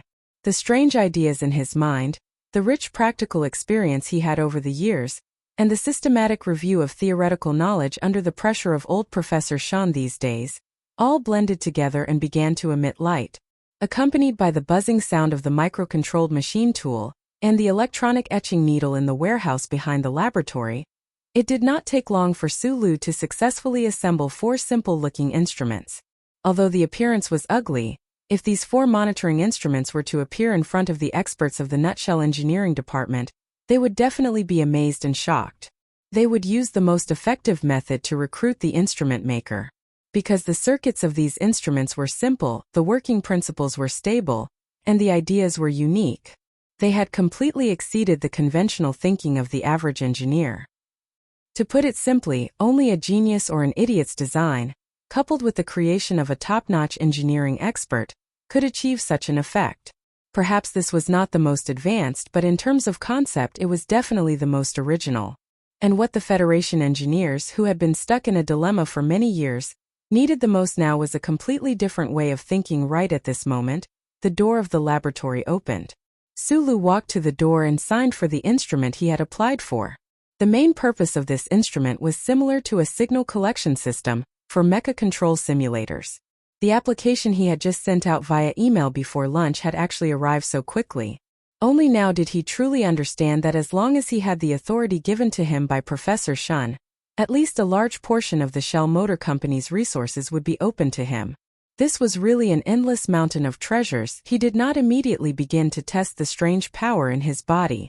Instead, he first turned off the automatic recording program in the central control computer in the laboratory. Then, he narrowed his eyes and examined every corner of this spacious laboratory. In the end, he still felt uneasy.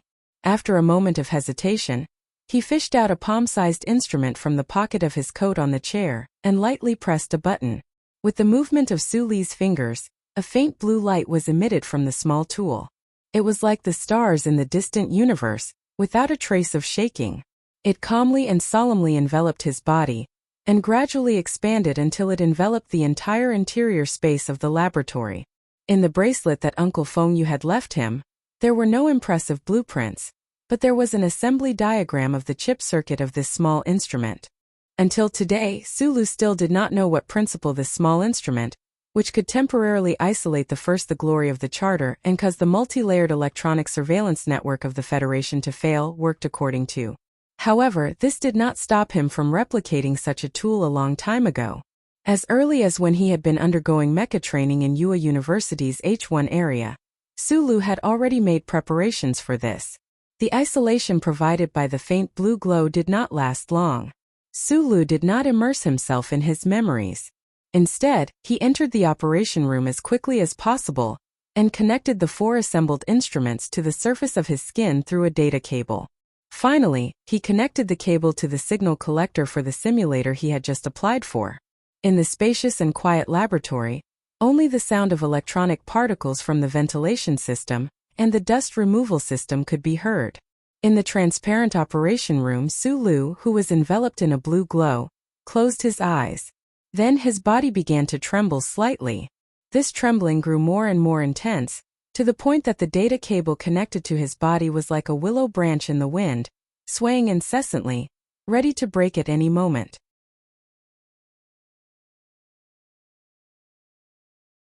Chapter 169. Sparks flew everywhere, and the alarm lights flashed continuously in the control room. Thankfully, the smoke detector was not activated.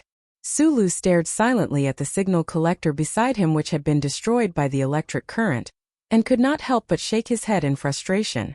He pulled out those data wires that were stuck to his bare skin, and the low-voltage resistance chips left some round marks on the surface of his skin. Right then, Sulu had a rare moment of self-deprecation. He really did look like a spotted dog. He went to the operation room and put on a coat. He threw the pieces of wires and instruments that had been shattered into pieces by his own power into the waste disposal chamber. Then he lowered his head and moved closer to the light screen. He began to carefully observe the data records of the 4 monitoring devices that he had previously assembled. Just as he had predicted before the experiment, the signal collector could not completely identify the mysterious power in his body. The data on the monitoring devices showed that there was only about a 20% success rate. And when Sulu had finally increased the output of the power in his body, that signal collector had already been overloaded and had been destroyed in a shower of electrical sparks. In Yue University's H1 section, during that mecha battle with Zhou, Sulu had used the mysterious power in his body in the end to operate his mecha directly through the simulation system. That was how he had managed to make that Black M prototype mecha display such incredible power in that instant. The experiment before his eyes proved that Sulu could still only use that power to strengthen the movement of his own body, and could not directly use this power to operate the simulation system. How had he done it that day? Sulu narrowed his eyes and began to recall his practice in the library's H1 section, as well as that final battle where he had to walk away with his hands on his stomach. Gradually, the serious expression in his eyes relaxed, and he gave up on thinking. A success rate of at least 20% was already high enough. After all, this was his first experiment, and he had not used the real simulation system, just a backup signal collector. Sulu knew that if he really wanted to use this never-before-seen method to operate mecha or other mechanical equipment in the future to obtain his own skills in the Human Federation Society, he would need to improve on 2 aspects simultaneously. On one hand, he would need to increase his proficiency in using the mysterious power in his body, and more importantly, he would need to understand how the simulation system could identify the power's workings through the trembling of his skin, and then improve on the simulation system. To truly achieve the unity of man and machine, that was an extremely difficult and distant matter. A temporary setback was nothing. Sulu tilted his head slightly, looking at the data he had recorded. He thought to himself that right now, he needed a real simulation system to carry out the modifications, or, if he could have a real military mecha, that would be even better. Mecha control simulation systems had long been abandoned by the experts of the Federation. It had already been several decades since there had been a research project on this topic. However, those simulation systems left in the warehouse were still in good condition, and were sometimes even sold to mecha enthusiasts as part of their collections. Sulu had once ordered a set of simulation equipment from the Shell Motor Company as a collector, and had personally used it. It could be said that he was one of the very few people in the Federation Society who was familiar with simulation systems. The problem was that research in this area had long been abandoned. If the Federation Research Department wanted to modify the original system now, they would already be missing a large portion of the engineering support. Furthermore, Sulu was just one person. Even if he had an admirable talent in the field of machinery, this sort of modification idea still seemed a little far-fetched at the moment, like the ravings of a lunatic. However, he was confident because other than the incredibly large database in this laboratory, as well as those Federation's most advanced equipment, there were also countless strange, but clearly very advanced blueprints in his mind. The way he saw it, these blueprints had been left to him by Uncle Fengyu through the chip on the back of his neck. The powerful mysterious power within his body had also been left to him by Uncle Fengyu. From very simple logic, he could deduce that there must be some knowledge on how to use this power to control mecha. Sulu finished reading the data in silence, and then destroyed it all. This matter involved one of the 3 great secrets within his body. He did not want the Federation government to link him to Uncle Fengyu. Right at this moment, a gentle beep suddenly sounded from the holographic screen outside the operations room. Sulu was slightly taken aback. He buttoned up the buttons on his military uniform and walked out of the operations room. At this time, those small tools that could block out all electronic surveillance were no longer glowing with blue light, and he had put them away into his pocket. On the holographic screen was an email sent out by the head of the 3rd Division of the Research Institute. The markings on the email clearly showed that this email had been sent to every independent laboratory in the 3rd Division of the Research Institute, and its confidentiality level was S level. Sulu read the contents of the email, and his eyes gradually narrowed. Just like the news he had heard in the cafeteria at noon, this email said that the new mecha recently developed by the Shell Motor Company engineering department had encountered some kind of problem and required technical support from the research institute. The higher-ups of the research institute did not impose any rigid requirements on the various laboratories. They only listed a few problems that the engineering department had encountered in the email and hoped that the researchers in the various laboratories would be able to provide some feasible ideas. Sulu quickly finished reading this email and sank into deep thought. After entering the Husk Institute, he had signed a confidentiality agreement, so he was not worried that he would know too much that he should not know. On the contrary, he knew the background of this matter. The Shell Motor Company engineering department was currently developing a new mecha, temporarily named MX. Last autumn, this mecha had been successfully developed, but after that, during Whitewater Security Company's experimental use of the mecha, they seemed to have encountered some extremely difficult problems. The Shell Motor Company was a huge company. Other than its deep background in the government and the military, its industry was involved in every corner of the industry related to machinery. Just like the company's slogan, where there was metal, there would be shells. However, the most cutting-edge engineering research and development was still in the area of battleships and mechas.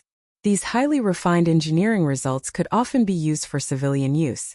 However, these various types of machinery that came out of the laboratories and engineering departments, no matter how many times they had been tested under harsh laboratory conditions, had to be put into practical use in the end.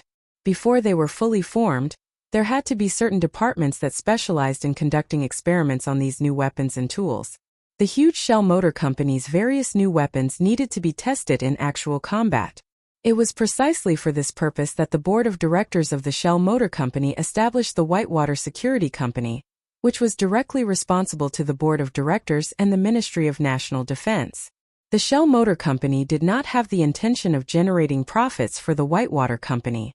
For countless years, the latest results of the Shell Motor Company had been put into Whitewater Company's experiments, and in actual combat, they had discovered many problems that were difficult to discover in the laboratory.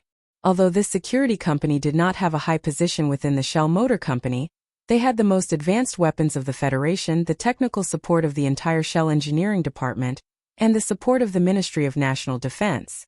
Of course, the combat power they displayed was also very strong. In today's Federation, the Whitewater Security Company was on par with Black Hawk and Blue Bird. They received non-stop business, and their profits were gradually increasing. This made the Shell Motor Company's board of directors and shareholders, who only knew how to collect dividends, very happy. Sulu's gaze had long since moved away from the email. The latest model of the MX mecha developed by the engineering department had been exposed during an armed operation by the Whitewater Company at the edge of the Triangle Zone. This had directly led to the failure of this mission, which had angered the Ministry of National Defense and the Shell Motor Company's board of directors. The engineering department was under great pressure, so during the spring recruitment exam, the engineering department's human resources manager, Jose, had personally come to the scene to snatch people away. This was mainly to deal with the mecha's research and repair work. Sulu did not know much about the Whitewater Company, but he knew the predicament the engineering department was in now. He stared at the several block schematics downloaded onto the holographic desktop and narrowed his eyes slightly. After the experiment just now, he had been thinking that he needed a simulation system and a mecha. He did not expect the opportunity to come knocking on his door. From the email, it could be seen that as long as the laboratory staff of the research institute could come up with a solution, the engineering department would definitely invite that person over, and that person would definitely be able to have the most intimate contact with the mecha. This was an opportunity, and Sulu knew that he had to seize it. However, regarding the effects of the turbulent flow of electrons in the engine under conditions of 3 times gravity, just looking at the long list of names, he knew that it was extremely tricky. How should he seize this opportunity? Give me strength, Chip. Sulu opened the schematics and at the same time, began to quickly search through the strange schematics in his mind. The images of reality and illusion overlapped before his eyes, and then separated. Countless amounts of data and information began to flow rapidly in his mind. After a long time, the pale-faced Sulu closed his eyes. He finally found some vague information from the schematics in his mind.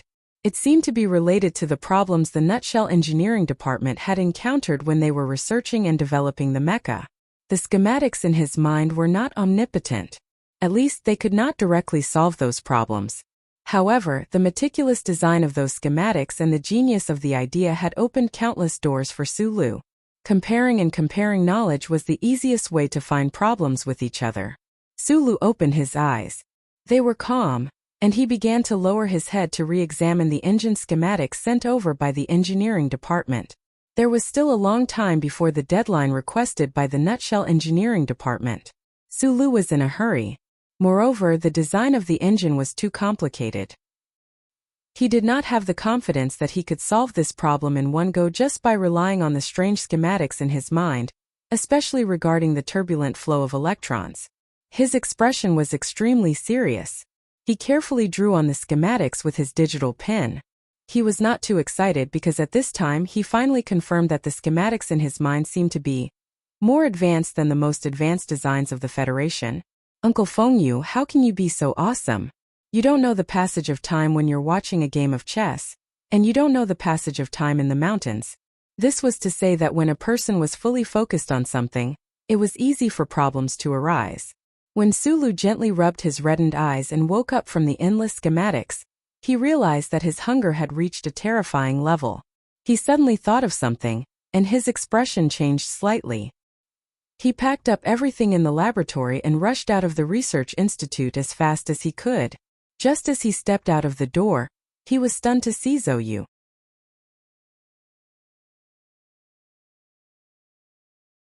Chapter 170. The evening breeze was cool, but it couldn't wipe away the indifference and anger on Zhou's face. This unmarried mother was wearing a light floral dress with a pink shawl draped over her exposed shoulders.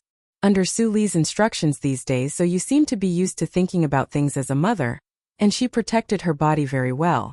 Zhou's tone was still a little condescending, which was the kind of arrogance that Sulu found hard to accept. However, looking at the snow-white gauze on her cheek, Sulu was silent for a while, and the little bit of unhappiness in his mood disappeared with the wind. He said with a smile, "It's 9:30. Hearing his answer, Zhou, who had been accumulating anger for several hours, was stunned. Her delicate eyebrows slightly furrowed, and she said impatiently, "Why aren't you going to eat yet?" Sulu was slightly surprised. He took the bag in her hand, turned sideways and asked, "You didn't eat at home?" The eldest daughter of the Zhou family lowered her head, showing a trace of shyness, and whispered, "I don't know how to cook." Su Li's expression was calm, but in his heart, he was cursing Shi Qinghai, who had disappeared without a trace. He had a one-night stand, and in the end, he had to take care of such an idiotic pregnant woman. Last night he took Zhou to the hospital for bandaging, and at the same time he made an appointment with the clinic for a pregnancy checkup today. Originally, Su Lu and Zhou had agreed that he would rush home as soon as possible after work today, and then pick her up to take her to the hospital. However, he didn't expect that the laboratory would become his exclusive zone today. Those thoughts that had been hidden for a long time couldn't help but jump out. In the afternoon he saw the email again. Sulu was so immersed in the problem of the engineering department's advanced twin engines that he forgot the time for a while. Sulu looked up at the sky, and saw that the 2 crescent moons had already risen from the horizon. He knew that it was very late, and the appointment with the hospital had already passed. This matter was indeed his fault. He laughed at himself, but then thought of another matter. He looked at Zhou curiously and asked, "Why are you here alone?" "I'm starving at home." In the past, Zhou's facial features were deep and cold, but now her eyebrows were gradually soft and delicate. It was probably the effect of pregnancy. She said coldly, "You don't care about me, of course I have to find food. I can call for a taxi. I'm only thinking of one question. Lady Tai likes you so much to be her daughter-in-law. I always thought that after all these years, your family would at least let you practice your cooking skills." Sulu carried his bag and held her arm as they walked to the parking lot. After Zhou heard this, the expression on her face froze. After a moment, she sighed softly and didn't say anything. Instead, she covered her mouth with her hand and retched. Sulu frowned slightly and gently patted her back. According to the information he had checked, after a month of pregnancy, the nausea would not be as strong. Why did Zhou have such a strong pregnancy reaction? Zhou angrily pushed his hand away. With some difficulty, she straightened up and said loudly, "I'm hungry, not nausea." As soon as she said this, Sulu immediately felt guilty. Pregnant women couldn't be hungry, and at this time he also felt that his stomach was starting to panic. In the afternoon, he used the mysterious power in his body. Although he didn't use it much after so long, it finally started to remind him with a strong sense of hunger. "Let's go home quickly. I'll cook for you," Sulu said naturally. "No, it's rare for us to come to the city. Of course we have to eat something good." Zhou replied coldly.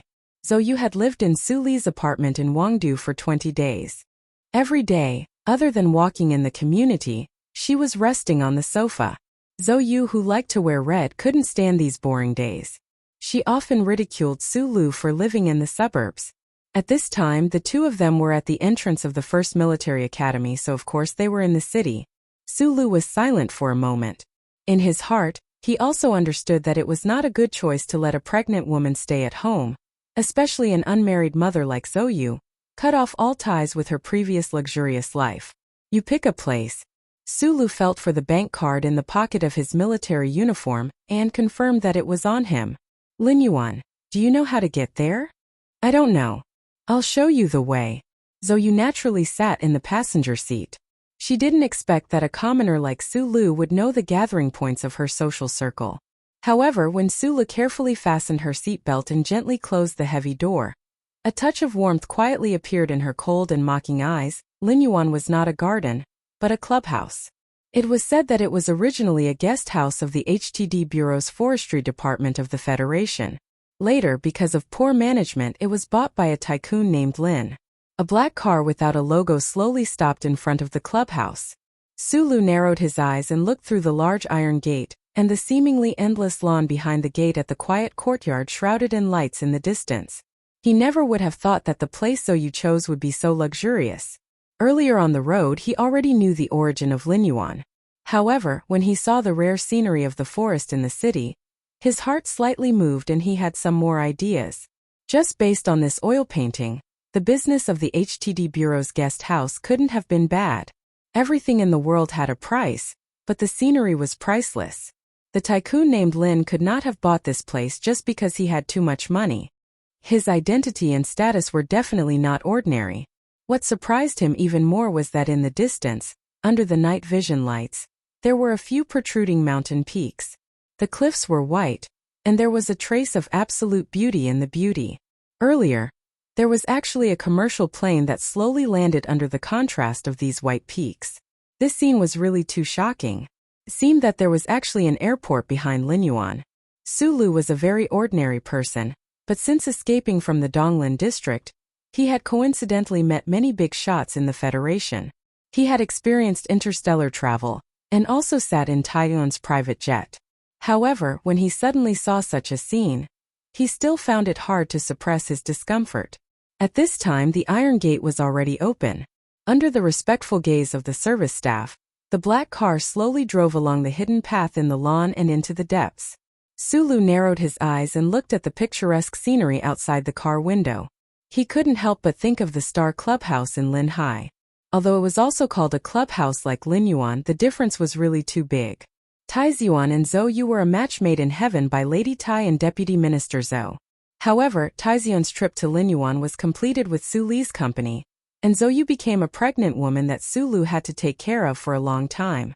Thinking of this, he couldn't help but turn around and look at Zhou beside him. He was slightly surprised to see that Zhou's expression was a little strange at this time. She quietly looked at the scenery outside the window, but her hands were in front of her chest. Her slender fingers were tightly grasping the hem of the red shawl. She looked a little nervous. As the daughter of the Deputy Minister of National Defense and the future daughter-in-law of the Tai family, Sulu obviously knew that she couldn't be like him, a country bumpkin, who couldn't adapt to the luxurious atmosphere of Lin Yuan, so he was a little strange. He lowered his voice and asked, "What's wrong?" Zhou's face was a little pale. Her unpainted eyebrows were extremely delicate. She slightly frowned and said, "I suddenly thought of something." Sulu didn't answer. He waited. "I'm pregnant." Zoyu's slightly pale face showed a touch of embarrassment and anger. She turned her head and stared fiercely at Sulu. She said in an extremely cold voice, "How can I meet people like this?" Sulu was slightly startled. He immediately understood what she was worried about. Every circle had its own way of life. He might not be able to understand it, but when a proud and cold girl in red returned to her former circle and suddenly became an unmarried mother, no matter which social class she was in, it was not something to be proud of. He narrowed his eyes and straightforwardly said, "Let's go back." Just as he was about to turn the steering wheel, Zoyu fell into silence. Her face gradually returned to normal. Immediately, a cold and ruthless light flashed through her eyes. She slowly said, "No need. I also understand that this matter can't be hidden from anyone forever. I just want to give birth to this child. It has nothing to do with you, and it has nothing to do with those people." Sulu was silent. He didn't know why, but he suddenly found himself admiring the girl beside him more and more. Li Nguyen's hall was extremely spacious. The brightness of the lights in the hall was controlled very well. The diners could just look through the transparent floor-to-ceiling glass and admire the dreamlike scenery of mountains and rivers that was illuminated by the lights for who knows how many kilometers behind Linyuan. Through the glass, Sulu looked at the lake and the white cliff on the other side of the lake. He sighed in his heart. Just the large searchlights that illuminated the mountain peaks cost a lot of money every night. That tycoon surnamed Lin was rich and overbearing, but he also had some guts in his heart. Zoyu stubbornly and proudly chose the most conspicuous seat in the hall. She silently sat across from Sulu and elegantly and calmly took small bites of the exquisite food. The Tai family was definitely the most mysterious family in the Federation. However, Zoyu, who was used to wearing red, wouldn't deliberately keep a low profile. Especially after her father suddenly took over the position of Deputy Minister of National Defense at the end of the year. The relationship between the Zhou family and the mysterious Tai family was very clear in the eyes of some people. Those who could eat in Linyuan weren't ordinary people. They knew who the girl in red by the window was, but they didn't know who the young man in civilian military uniform sitting across from her was. At least, they weren't stupid enough to think that the young man was the crown prince of the Tai family. Therefore, they were very curious. When they saw Zoyu's slightly bulging stomach, they couldn't hide their shock. Fortunately, the guests who came in and out of Linyuan were all very shrewd people. They quickly wiped the shock from their faces. However, the scene was unavoidably awkward, so no one came up to greet Miss Zhou.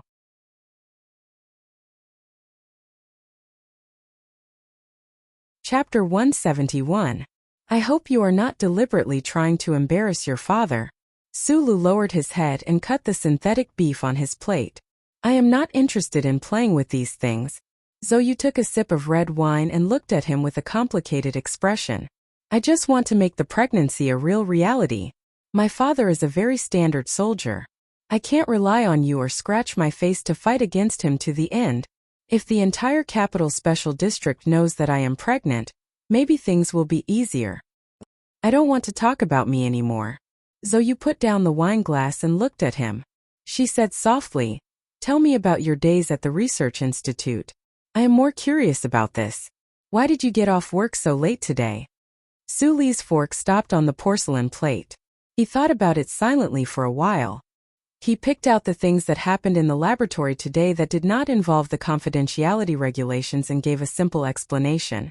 Zoyu lowered her eyes slightly and suddenly said, "I heard you say before that the Nutshell Engineering Department seemed to want to recruit you from the beginning, but you chose the Research Institute. If that is the case, why did you take this opportunity to go to the engineering department this time?" "If I go directly to the engineering department, I can only start from the bottom. I won't be able to touch the things I want to touch. If I can help the engineering department solve their current problems in the Research Institute, then I can at least make my requests in the engineering department in the future." Sulu started his hand again and answered vaguely with his head lowered. "Is it a mecha?" Zoyu suddenly looked at him slyly. "It's a secret." Sulu didn't even raise his head. Zoyu looked at the boy in front of her thoughtfully and said, "I've been with you for almost 20 days, and I've never seen anyone who cherishes their time more than you. Every night after washing the dishes, you study in your room until late at night. I don't understand. What exactly are you chasing? Or perhaps what exactly do you want to do?" Don't tell me it's because you want to stand out. If it's because of these things with your relationship with Brother Crown Prince, the Tai family can pave a golden path for you at any time. Su Li's fingers stiffened. He never thought that Zhou Yu would ask such a direct question. After a moment of silence, he forked a piece of synthetic beef into his mouth and slowly chewed. His brows furrowed tighter and tighter. He drank a mouthful of water and raised his head to look at her seriously. The synthetic beef here is all wild beef. Sulu said, I really hate the Wildlife Protection Act. I once went to the black market to buy meat. But the average citizen of the Federation can only use this method to secretly taste the meat. But this restaurant can openly sell it, and it even says on the menu that it's synthetic beef. This is your life. You take more resources and you're always so hypocritical. Normal people will never know what methods you're using to encroach on their benefits. To be honest, I don't really understand these things, but I know you're doing it. Zhou Yu's expression gradually became serious. She carefully listened to Su Li's rare speech. Su Li glanced at the men and women in the Linyuan restaurant. They were dressed in luxurious clothes and had extraordinary auras. He said with a trace of loneliness, the people of Donglin can imagine what kind of life the people of the capital ring lead. But the people of the middle and lower levels of the Federation will never know what kind of life people like you lead. A meal here is equivalent to half a year's worth of relief given by the Federation government to the people of Donglin. But you're still eating, Zhou Yu said sharply. Yes, I feel like I can become one of you at any time now, and enjoy more wealth, resources and status. Sulu lightly patted the military cap on the table, shook his head and said, You just asked me what I want to do. Actually, I just want to make myself stronger. Stronger? Zhou Yu did not understand this sentence. But she was very sensitive to the fact that the young man in front of her seemed to have some secrets in his heart. Why? I'm not Superman of justice, and it's impossible for me to change all the injustices in this society. But if such injustices befall me or my family, or if I happen to see it, I really want to fight against such injustices. Sulu said with a serious attitude that she had never seen before. So first, I need to have the ability to fight against such injustices. Zhou Yu looked at him quietly for a very long time. Ever since the conversation last night, she had developed a sense of respect for Su Lu. She knew that this seemingly ordinary young man in front of her had a strong will. This strength did not refer to his willpower, but to his stubbornness in his heart. People like this in the Federation were almost extinct, so she believed that what Su Lu said now was the truth. Perhaps that kind of injustices has already happened. Zhou Yu gently touched the gauze on her face. She looked at Su Lu quietly and said, So you're making the best use of your time. Why do you need to make preparations? Su Lu was silent. He knew that he had already said too much. As for his thoughts, no one in the Federation knew. He only opened his eyes wide to see the ups and downs of this society, to strengthen himself at all costs.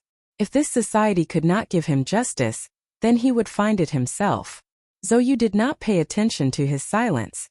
She looked at him with a strange gaze and suddenly said softly, Are you a follower of George Carlin? No, but I feel that the things he said are not wrong. You're always talking about people like us. I'm indeed not a good person, but I believe that in the class of vested interests, there will always be people who meet your moral standards. So what I'm targeting is not class but fairness. The problem is that society is unfair to begin with. If you want to fight against this kind of unfairness, then you have to fight against society. And the power of one person will never be able to fight, unless you're that old man who lives by the lake. You're talking about the Lees of Philadelphia? Yes. Sulu smiled slightly. He thought to himself that in the entire history of the Federation, there was only one such military god who was able to rely on his own power to pilot a mecha and assassinate the emperor of the empire. Perhaps in the future history of the Federation, such a person would never appear again. However, he immediately thought of another languid and weathered figure. That uncle who wandered around the Mecca like a demon, to Zhang Xiaoming. So you raised her cup. Su Lu, who had his head lowered, a glint of vigilance and surprise flashed through his eyes. He had never thought that this young miss from the Zhou family would actually be able to hit the nail on the head. Perhaps she was just guessing, but to be able to guess this point was already very impressive. He calmed his breathing, raised the cup of clear water, and said to Shi Qinghai. Zhou Yu's expression became somewhat unsightly. She paused for a moment, then suddenly opened her mouth to say, "Can you tell me? What kind of person is that hooligan?"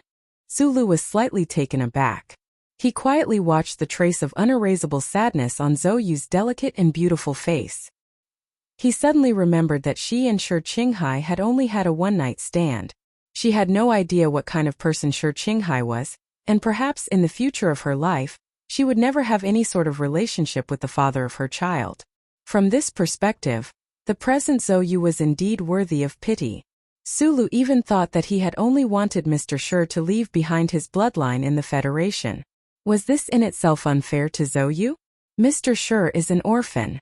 You must know by now that he is a spy for the anti-government forces, the most outstanding kind. As for why he became a spy for the anti-government forces, it all started from the unfairness of the Federation. His father. After a moment of silence, Sulu began to explain everything about Shi Qinghai to Zhou Yu, from his birth, to his glorious achievements in the First Military Academy, and his work in the Linhai Field Office. Perhaps he wanted to make up for something to Zhou Yu, or perhaps he wanted her to have a clearer understanding of Shi Qinghai, so that she would no longer be a blurry shadow. Sulu was not as quiet as he usually was. He began to talk non-stop, and he presented everything he knew about Shi Qinghai in full, including his little tricks, his addiction to alcohol, his amazing capacity for alcohol, and the 27 glasses of wine he sang in a melancholy voice in the middle of the night after he got drunk. He combed his hair in a 37 parting and smoked 37 brand cigarettes. When he was drunk, he liked to say, "I'm not drinking wine, I'm drinking loneliness." Sulu was immersed in his memories with Mr. Shi. He subconsciously took out a cigarette, but then he remembered that there was a pregnant woman in front of him, so he put it back in the cigarette box. Disgusting to the extreme, Zhou Yu heard Suli's words, frowned deeply, and said softly, "She definitely did not like Shi Qinghai." On the snowy night after the double moon festival dance party, it was only because of her complicated emotions that she fell into the irresistible eyes of that beautiful and bewitching man. However, as she listened to Suli's description, the man who was so beautiful that he didn't look like a normal person, who was so affectionate in bed, gradually became clear in front of her eyes. Her right hand gently stroked the bulge on her abdomen, as if she could feel the growth of that little life. Zhou Yu lowered her eyes slightly and thought to herself, so your father is actually a guy with a pitiful background but also a hooligan. Aside from his identity as an anti-government military spy, Shi Qinghai appeared to be very sincere in front of Sulu. The two men drank a lot. Although Mr. Shi could not get drunk, Sulu basically knew his friend's life very well, including what he did when he was young. That was why Sulu could say so much at this time. However, thinking about this, he couldn't help but feel slightly guilty. He knew Shi Qinghai's childhood and Shi Qinghai's secret, but Shi Qinghai didn't know his. There were not many VIPs eating in Linyuan restaurant. They were scattered everywhere in twos and threes, and there was a suitable distance between each table. However, eyes could ignore this distance. From the moment Sulu walked into the restaurant, he noticed that there were strange eyes around him. Although most of them looked away after a while, from time to time, he still felt that something was wrong. These eyes were all directed at Zhou Yu. Deputy Minister Zhou's daughter was pregnant, and there was a piece of gauze on her face. This made many people have countless imaginations. Sulu couldn't stop these eyes, and he was very impressed to find that Zhou Yu didn't seem to care about them. He just watched all of this with vigilance. Strangely enough, 20 days ago, Zhou Yu's abdomen was not very obvious. However, perhaps it was because Sulu had taken good care of her these days, and she had taken good care of herself in the apartment. The girl's lower abdomen had swelled up like a balloon. Now she truly looked like a woman who was several months pregnant. Sulu put down the cup of water and turned his head. This was because he found that at the table that had been paying attention to him earlier, two young officers walked over, and he recognized one of them. Zhou Yu, long time no see. The young officer walking in front was about 25 or 26 years old. His facial features were deep, and his eyes were gloomy and calm. He casually stood in front of the table, but he gave off a different feeling. It was like the white cliffs behind Linyuan, leaving a deep and abrupt impression. A trace of apology appeared on his face as he continued. I'm sorry about last time. I didn't know about your physical condition and had a drinking bet with you. I hope you don't mind. With my current physical condition, it's naturally not easy for me to stand up, Zhou replied with a smile.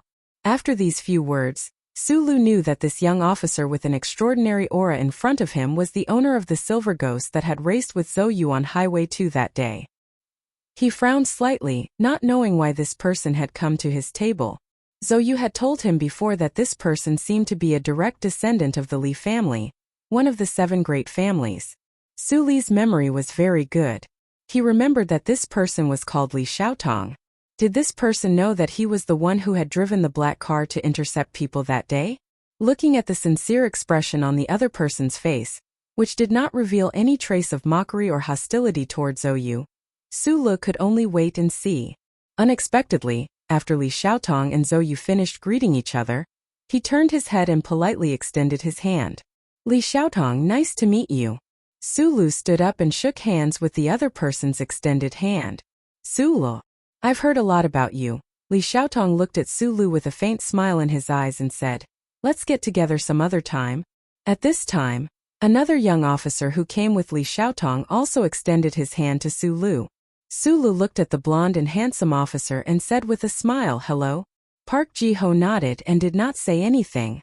The one who drove the black car that night was this Su Lu. I've investigated this person. He's a very rare and interesting guy. Li Xiaotong and Park Ji-ho walked out of the Linyuan, followed by 2 subordinate officers. The smile on his face was very strange. When he saw Zhou and Su Lu walk in, he had already sent his subordinates to the Linyuan parking lot to take a look. He did not expect to really find that black car without a logo. Park Ji-ho was slightly stunned.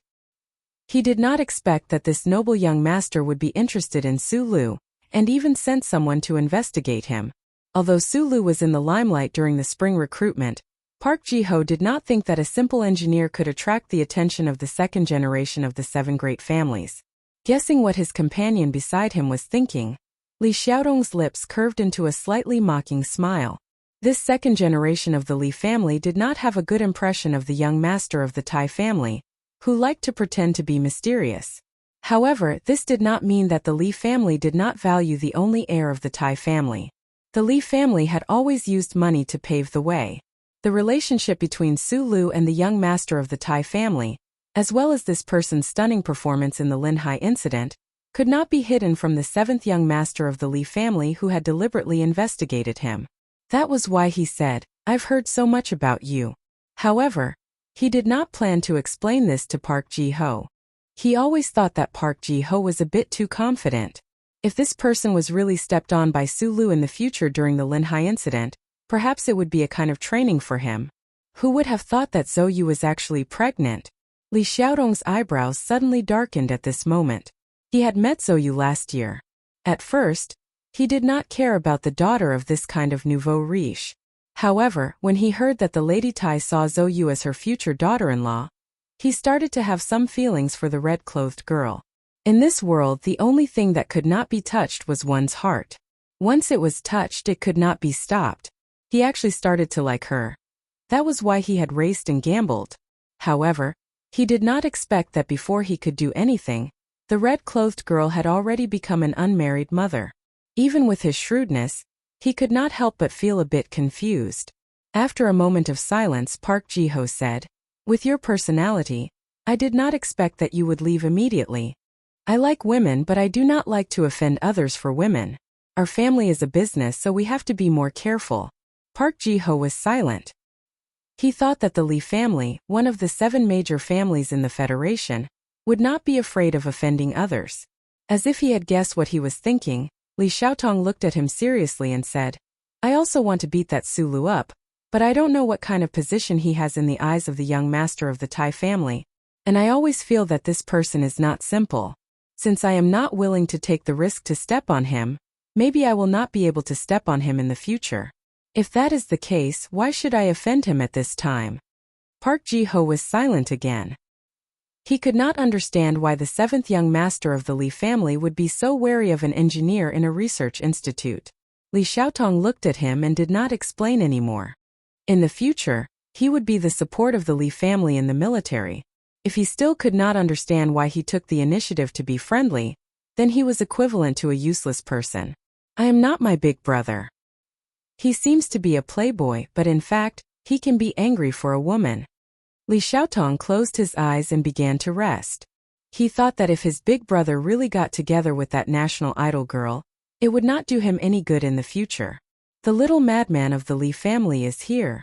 Park Ji-ho looked at the off-road car parked at the entrance of Linyuan and suddenly frowned. Li Xiaotong did not open his eyes and shook his head.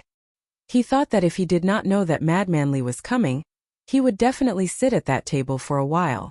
He wanted to see the real relationship between the young master of the Tai family, Zhou Yu, and that guy named Su Lu. At the very least, he wanted to know who the child in Zhou Yu's belly was. I can see that the young master of the Li family was not lying. Zhou Yu's eyes lit up. She looked at Su Lu and said, regarding the incident in Linhai, the madam, father, and brother did not tell me the details. I only know that the situation was very dangerous and you happened to be there. Could it be that you played a very important role in it? Su Lu lowered his head and ate. He did not answer her. He used the power in his body in the afternoon, so he was very hungry now. The only thing that surprised him was that Li Xiaotong was so gentle. This was completely different from the mysterious image of the 7 great families in the Federation. The 7 great families in the Federation each occupy the most important areas in the society. They are very calculative, and their main area of control is the financial industry. Zhou Yu did not care about Su Li's silence. She gently stroked her belly and said, in terms of wealth, no one in the Federation has more than the Li family. I just did not expect that this young master of the Li family also has a position in the military. What does the Zhong family in the Westwoods rely on? Su Lu suddenly asked. He had mixed feelings about the small watermelon family. On one hand, the uncle died under the main cannon of the ancient bell, but he did have a very close relationship with the small watermelon family. The military. Zhou Yu frowned and said, the 4th military region belongs to the Zhong family in the Westwoods. It has been like this since before the constitutional era. There is an old saying, the high mountains are far away from the emperor. The Westwoods region is too far away from the capital ring. Furthermore, the Zhong family's reputation in the Westwoods is too high. It is so high that the scholars and experts can't understand it. In addition, in the past few decades, the threat of the dynasty has been too great. The head of the Zhong family led the warriors of the 4th military region to fight alone, which made the Zhong family's position more and more stable. What about the Tai family? Su Lu stopped eating and looked at Zhou Yu curiously. Not long ago, the 7 great families in the Federation were just legends to him. However, now that he could hear the true colors of these families, it was indeed very attractive. No one knows. Zhou Yu smiled. But I heard that the Crystal Mine Consortium used to belong to the Tai family. Later on, there was a shortage of resources. Su Lu was slightly stunned and fell into deep thought. Crystal mines were undoubtedly the lifeline of the Federation's development. The Tai family, the descendant of the former royal family, was indeed a terrifying existence to be able to completely control the Crystal Mine Consortium. However, with the decline of the Eastwoods region, there were fewer and fewer crystal mines that could be mined on the remaining 70 or so resource planets of the Federation. Presumably, the benefits in this area were not as good as before. Now that Tai Ziyuan was going to come out from behind the scenes, could it be related to this trend? Li Xiaotong is the 2nd heir of the Li family. Looking at Su Li's slightly heavy expression, Zhou Yu thought that he was worried about the previous scene. She lowered her head and said softly, although he has some bad habits, we can always get along well. He's not like his elder brother, who is recognized in the circle as the most beautiful man in the world, but has a heart that is colder and harder to corrupt than gold. Is that young master of the Li family more beautiful than Mr. Shi? Su Lu looked at Zhou Yu and asked in disbelief. Zhou Yu frowned, as if she was unwilling to compare that man with the young master of the Li family. After a while she said hesitantly, more or less, but it feels different. I've only seen him once when I was having afternoon tea with Lady Tai. Su Lu thought that even if the Zhou family had a lot of power, it was far from being comparable to the 7 major families that could influence the Federation. The reason why she could calmly talk about the top figures of the Federation in Linyuan was probably because Lady Tai liked to take her out. Thinking of this, he couldn't help but feel a little nervous. Although he told Taizian the inside story at the beginning of the incident, Zhou was the daughter-in-law chosen by that lady. If that lady misunderstood something, how should he explain it? That young Master Li seemed to be interested in you before, Sulu said. You really have sharp eyes. Li Xiaotong probably thought that he could hide it from you. Zhou lowered her head and gently forked the vegetables on her plate. She said coldly, "He's not the only one who has feelings for me." Sulu believed that with Zhou's beauty, she could definitely attract many young men. Moreover, although her family started out late, her father was already the deputy minister of the Ministry of Defense. It wasn't strange for her to match the second generation of the 7 major families. What he didn't understand was that the people in that circle should know that Zhou was the daughter-in-law chosen by Lady Tai. Why would they still get close to her? My family background isn't worth mentioning in their eyes. The problem is that I'm the woman reserved by Brother Crown Prince. This kind of identity is, without a doubt, a great attraction to them. They can't find Brother Crown Prince, so they can only try to show off the feathers on their butts by pursuing me. Zhou's voice was a bit cold. There was a faint sorrow in her words. Even Sulu felt a bit moved. I'm not that kind of person. Yuzi. I'm not that kind of person. A thunderous roar resounded throughout the dining hall of the Lin Yuan. Everyone's eardrums were slightly shaken by this sentence, and the floor-to-ceiling glass beside Su Li's table actually started to buzz and tremble along with this violent roar. Zhou immediately covered her ears. Her face was somewhat pale. Judging from the nimbleness of her movements, this definitely wasn't the first time that she had been attacked by this kind of sudden sound wave. An angry officer had appeared beside the table at some unknown time. It was unknown how long he had been listening, and it was also unknown why he was so angry. Sulu looked in shock at this officer who had suddenly appeared beside the table. He immediately tightened his grip on the knife and fork in his hands and narrowed his eyes.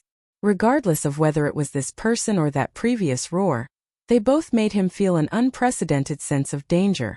Moreover, the other party had actually appeared beside him without him noticing at all.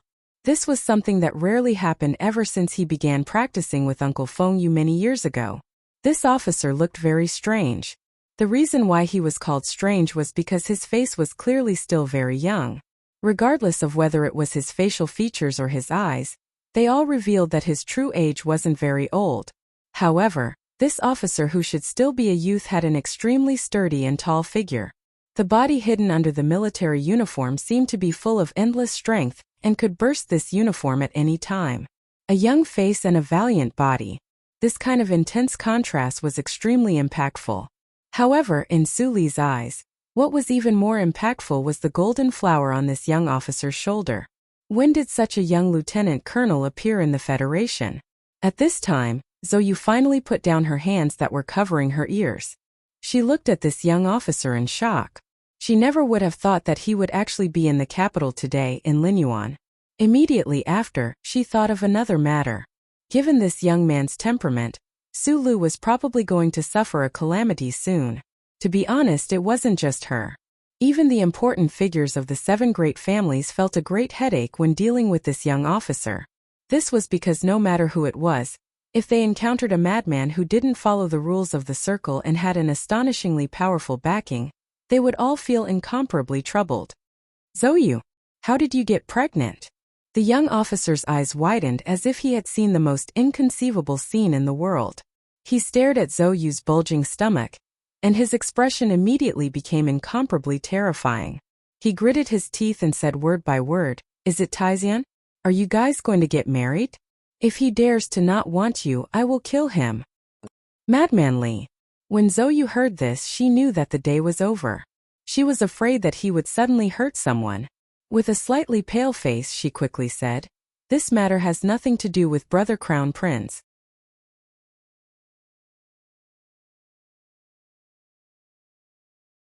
Chapter 172. A youthful face, an angry expression, and a body that had endless power. All of this was concentrated on this young officer. When he had first shouted, he had referred to Zhou as Yuzi, but after that, he had changed to Zhou. Sulu analyzed the situation at the table. He felt that this strange young officer always wanted to act mature in front of Zhou. As soon as the three words madmanly entered his ears, Sulu began to guess the identity of this person. To be able to become a lieutenant colonel of the federal military at such a young age, other than this person's own strength, his background in the military was undoubtedly very deep. A big shot with the surname Li in the federal military. His pupils contracted slightly, and he immediately understood why he had sensed such a strong sense of danger earlier. Unfortunately, before he could confirm the true identity of this young officer, the situation seemed to have turned to him. Madman Li was 16 years old this year. He had entered the army at the age of 12, and was the youngest officer in the Federation's history to be a field officer. As for how he was able to enter the military at his age, it was naturally because of the family behind him. No, it should be because those generals of the federal military who viewed his family as gods helped to cover it up. Nominally, he belonged to the 1st Military Region Special Mecha Team, but in reality, he had been on the front lines of the confrontation between Planet S2 and the anti-government forces, as well as the front lines of the confrontation between the Westwoods region and the Imperial armies. He had only returned to the capital ring last autumn. A 12-year-old youth who had been on the front lines for 3.5 years with outstanding battle results, he was undoubtedly a freak. However, this youth surnamed Li was known as Madman Li in the capital's upper circles not because of his crazy life, but because this young officer never followed the rules set by the upper echelons of the Federation. He would not give face to anyone, and as long as he did not see eye to eye with something, he would throw a punch over it. A young officer who had sent a member of the Federation who was in charge of auditing the budget to the hospital could still appear so ostentatiously in the capital, in the Linyuan. This only proved that behind him was a glittering statue-level big shot. In the current Federation, no one dared to look down on him, not even the president. Madman Li, people were crazy, but their fists were even crazier. From the front lines to the capital, from the recruit camp to the parliament, and then to the nightclubs where the sons of the Federation's nobles frequented, he had fought his way here, and was actually invincible. The second-generation descendants in the capital who had suffered a loss, especially those from the 7 great families who were not afraid of this person's background, only found out later that this person had obtained the title of invincible in the army at the Silan front lines when he was 14 years old. After careful consideration, they could not help but sigh sadly. That old Li family had produced monsters after all, and no one had the luxury of using violence to regain their face anymore. Madman Li. No one dared to provoke him. Li Xiaotong, who had previously left the Linyuan, knew that this madman was coming, so he left early. He knew that this madman was like him, also interested in Zhou. If Madman Li saw that Zhou was pregnant, he would probably really go crazy. Facing Madman Li, the 7th young master of the Li family could only hide far away, afraid that he would be implicated by that terrifying feeling. Madman Li's slightly young eyes stared fixedly at Zhou's bulging stomach. The anger on his face gradually receded, and he asked in a low voice, "If it's not Taizun, then who is it?" Even though these words were said in a low voice, it still shook the eardrums of the people around him. They didn't know what kind of structure this young officer's chest was made of. It was like metal and stone. The expressions of the officers behind him were somewhat ugly. They vigilantly watched his hands hanging by the side of his military uniform, ready to go forward and stop him at any moment. They had received orders from their superiors to ensure that this young officer did not cause any more trouble in the capital. But at this moment, seeing the young officer's expression, they knew that this person was truly angry. And if they did not use weapons, how could they stop his anger? The relationship between the Tai family and Madman Li's family had always been good. Zhou naturally knew what kind of terrifying strength this 16-year-old young officer had, as well as what kind of violent temperament he had. Madman Li's expression at this moment seemed calm, but she knew that this was the true source of the storm. "This doesn't seem to have anything to do with you." Zhou's heart was incomparably worried. Her face was slightly pale, but her tone was still calm as she retorted. According to the agreement she had with Sulu, if there was no other choice, Sulu could only pretend to be the father of the child in her womb. But at this moment, facing Madman Li's suppressed anger, Zhou could not possibly push Sulu in front of her. That would really cause someone to die. Madmanly might be crazy, but he was definitely not an idiot. For him to be able to live until now after joining the army at the age of 12 and still live so impudently, his brain was much better than the average person's. In just an instant, he had already noticed the worry in Zhou Yu's eyes. That worry seemed to be directed at the little man beside her. Since you are pregnant, there needs to be a man. Yuzi, although I haven't been to school for many days, but I still know this matter. Madmanly looked somewhat sadly at Zhou Yu, and then slowly turned his head. The sadness in his eyes turned into a domineering coldness as he stared at Su Li's face beside the table. Previously, he had not noticed this ordinary-looking young officer at all. A mere civilian second lieutenant, according to reason, could not have any relationship with Zhou Yu. He should just be an orderly sent by the Zhou family to Zhou Yu. Moreover, in the time he had been here, he had not felt anything strange about this ordinary second lieutenant. But this second lieutenant was too calm. Madman Li's eyes narrowed slightly.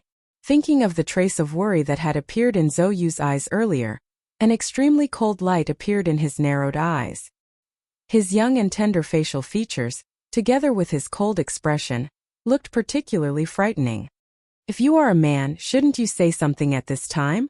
After letting Zhou Yu into the car at the entrance of Qingshan Park, Su Lu knew that he would attract a lot of trouble because of this matter, but he was more concerned about the deputy minister, or perhaps the Major Zhou who loved his sister dearly. In the capital's special region, the daughter of a minister who was pregnant out of wedlock would naturally attract a storm. Since Su Lu wanted to ensure that Zhou Yu and the child in her womb would be safe, under certain circumstances of course, he would have to step forward bravely and take the blame. In Su Li's view, this was something he should do. He could not let Zhou Yu be pointed at in the back and guess who the father of the child was. Since he had let Zhou Yu give birth to the child, he had to bear some responsibility. I am Zhou Yu's boyfriend. Su Lu stood up. He did not say that the child in Zhou Yu's womb was his, but he thought that this sentence had already made his position clear. In the process of standing up, his right hand had stealthily reached for the edge of the table, which was only a very short distance away from the knife and fork beside the plate. His 10 toes in the military boots also began to slightly exert force, ready to grasp the ground and explode with a blow at any time. Nearly 2 years ago in the Donglin district, during the operation organized by the Bureau of Proclamation, Su Lu used the skills that Uncle Feng Yu had taught him for the first time. In the blink of an eye, he had knocked out a well-trained Federation Special Forces soldier. Later on the Ancient Bell, he had single-handedly defeated several outstanding officers from the Westwoods Military Academy. He had even exchanged a kick with the unfathomable Captain Tian. After coming to the capital ring, he had fought with the strongest ace pilot from the 1st Military Academy, Zhou Yu. In the underground parking lot of Linhai, he had wildly kicked past a cold military M52 mecha. In the dark splashes of water, under extremely difficult circumstances, he had killed those military experts who had tried to assassinate him one by one. Su Lu had not had many opportunities to fight in these past few years, but every time he had fought against the elites of the federal military, he had never truly lost, so he had enough confidence in himself in this aspect. However, at this time he was so vigilant and careful. This was because from the moment before, he had felt a different kind of aura from this young officer in front of him. An extremely strong and terrifying aura. This was the most dangerous person Su Lu had ever encountered in his life. It was more dangerous than the countless times he had been pointed at by a gun barrel. He even suddenly thought that he would rather face that heavy and terrifying alloy mecha alone than face this young lieutenant colonel with tender facial features in front of him. The 16-year-old Madman Li was already very strong. Especially the murderous intent hidden under his calm expression at this time. It was like a monster lurking in the forest, causing people to naturally feel a sense of fear. Love and marriage are free. There's nothing wrong with getting pregnant before marriage. If anyone dares to say anything strange about Yuzi, I'll twist their head off. Madman Li looked at Su Lu seriously as if he was looking at a soldier under his command. It was just that this young officer was really too young, so the current scene felt a little strange. Within the strangeness, there was a chill of unknown origin. You're already so old, but you're still only a second lieutenant. You're doing very badly, but our Oldly family is not people who judge people by this kind of standard, so this is not a problem. Su Li's gaze lowered slightly. He thought to himself that he had entered the nutshell maneuver and been directly promoted to a civil service second lieutenant. Normally this was already very good, but compared to a 16-year-old Federation lieutenant colonel, he was naturally doing very badly.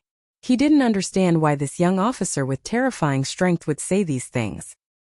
He only noticed that the other party's 16-year-old height was already half a head taller than him.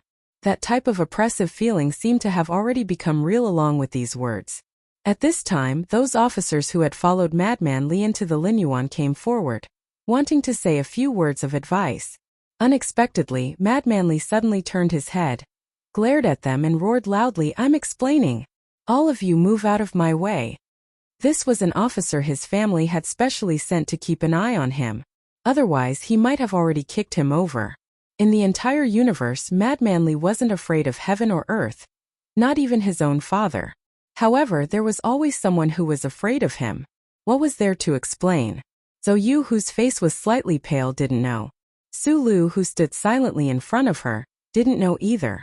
They only knew that Madman Li's roar made the glass cup on the table begin to vibrate again.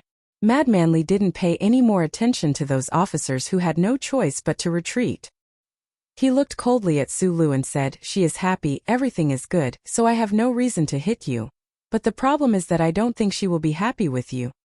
His handsome eyebrows furrowed as he said, "Because you're not a man." When normal Federation youngsters reached Madman Li's age, their brows furrowed because they were thinking about their little girlfriend or the difficulty of the levels in an online game. However, when Madman Li's brows furrowed, the air in the Linyuan area seemed to suddenly become a bit hotter. "Because you're afraid of me, when I asked who the father of the child was, you didn't dare to stand up and admit at the first instant. This is very shameful, very unmanly, so you deserve to be hit. Yuzi is pregnant, so you should take good care of her. You actually dared to let her drink? So careless, you're not a man, you deserve to be hit.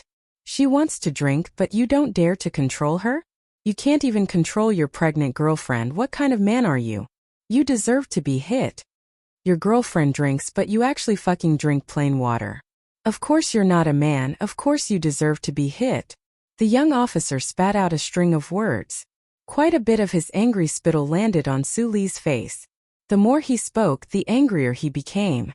However, even he himself didn't know if these explanations were for the sake of explaining to his family through the officers behind him, explaining to them why he had hit him, or just finding a reason to vent his anger.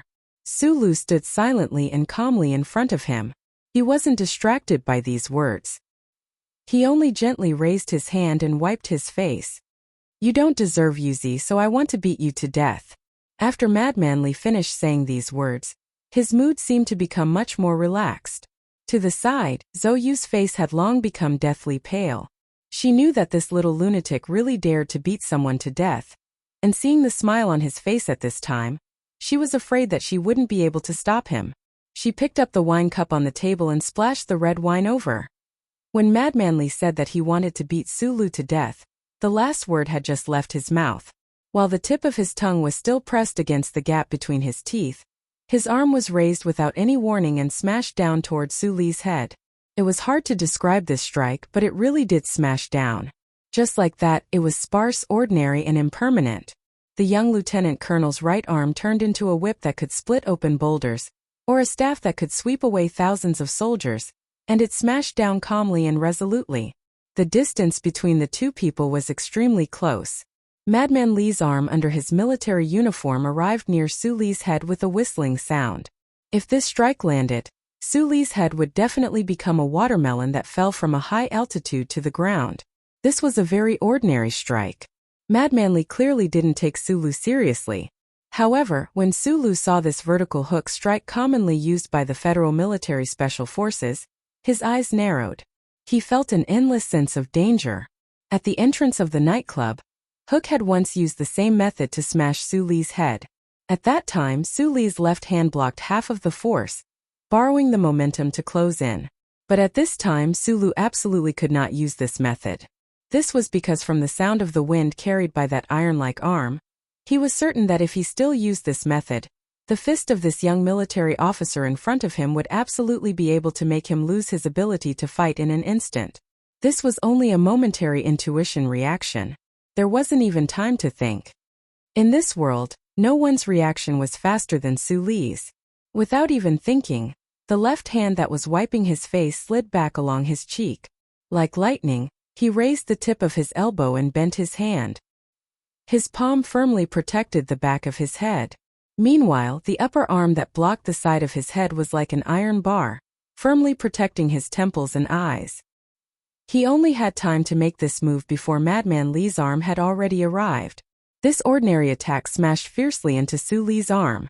Meanwhile, the fist that followed the momentum and struck the back of his head solidly landed on the back of his hand. A muffled sound rang out. An extremely powerful and tyrannical force sank down along the area where the two arms made contact. With a ripping sound, the sleeve of Su Li's military uniform suddenly split open, revealing the skin below. Meanwhile, the back of his hand that was protecting the back of his head began to miserably fall off a few strands of hair. What terrifying strength! Su Li's upper body felt as if it had been struck by a huge rock. Although his upper arm and the back of his hand were like iron casting and blocked this smash, he couldn't withstand this huge force. His body tilted towards the side of the dining table. With a pause sound, Su Li's empty right hand supported himself on the thick wooden dining table. He didn't fall. Madman Li's eyes lit up. He didn't think that this seemingly ordinary second lieutenant girl would actually be able to block his first smash. His eyes stared fixedly at Su Li's right palm that was supporting himself on the dining table. A wave of numbing pain immediately spread through Su Li's arm. He didn't think that this Madman Li's strength would actually be even more terrifying than what he had previously estimated. However, the other party was only 16 years old. How did he obtain this kind of strength? The 5 fingers supporting himself on the dining table suddenly exerted force.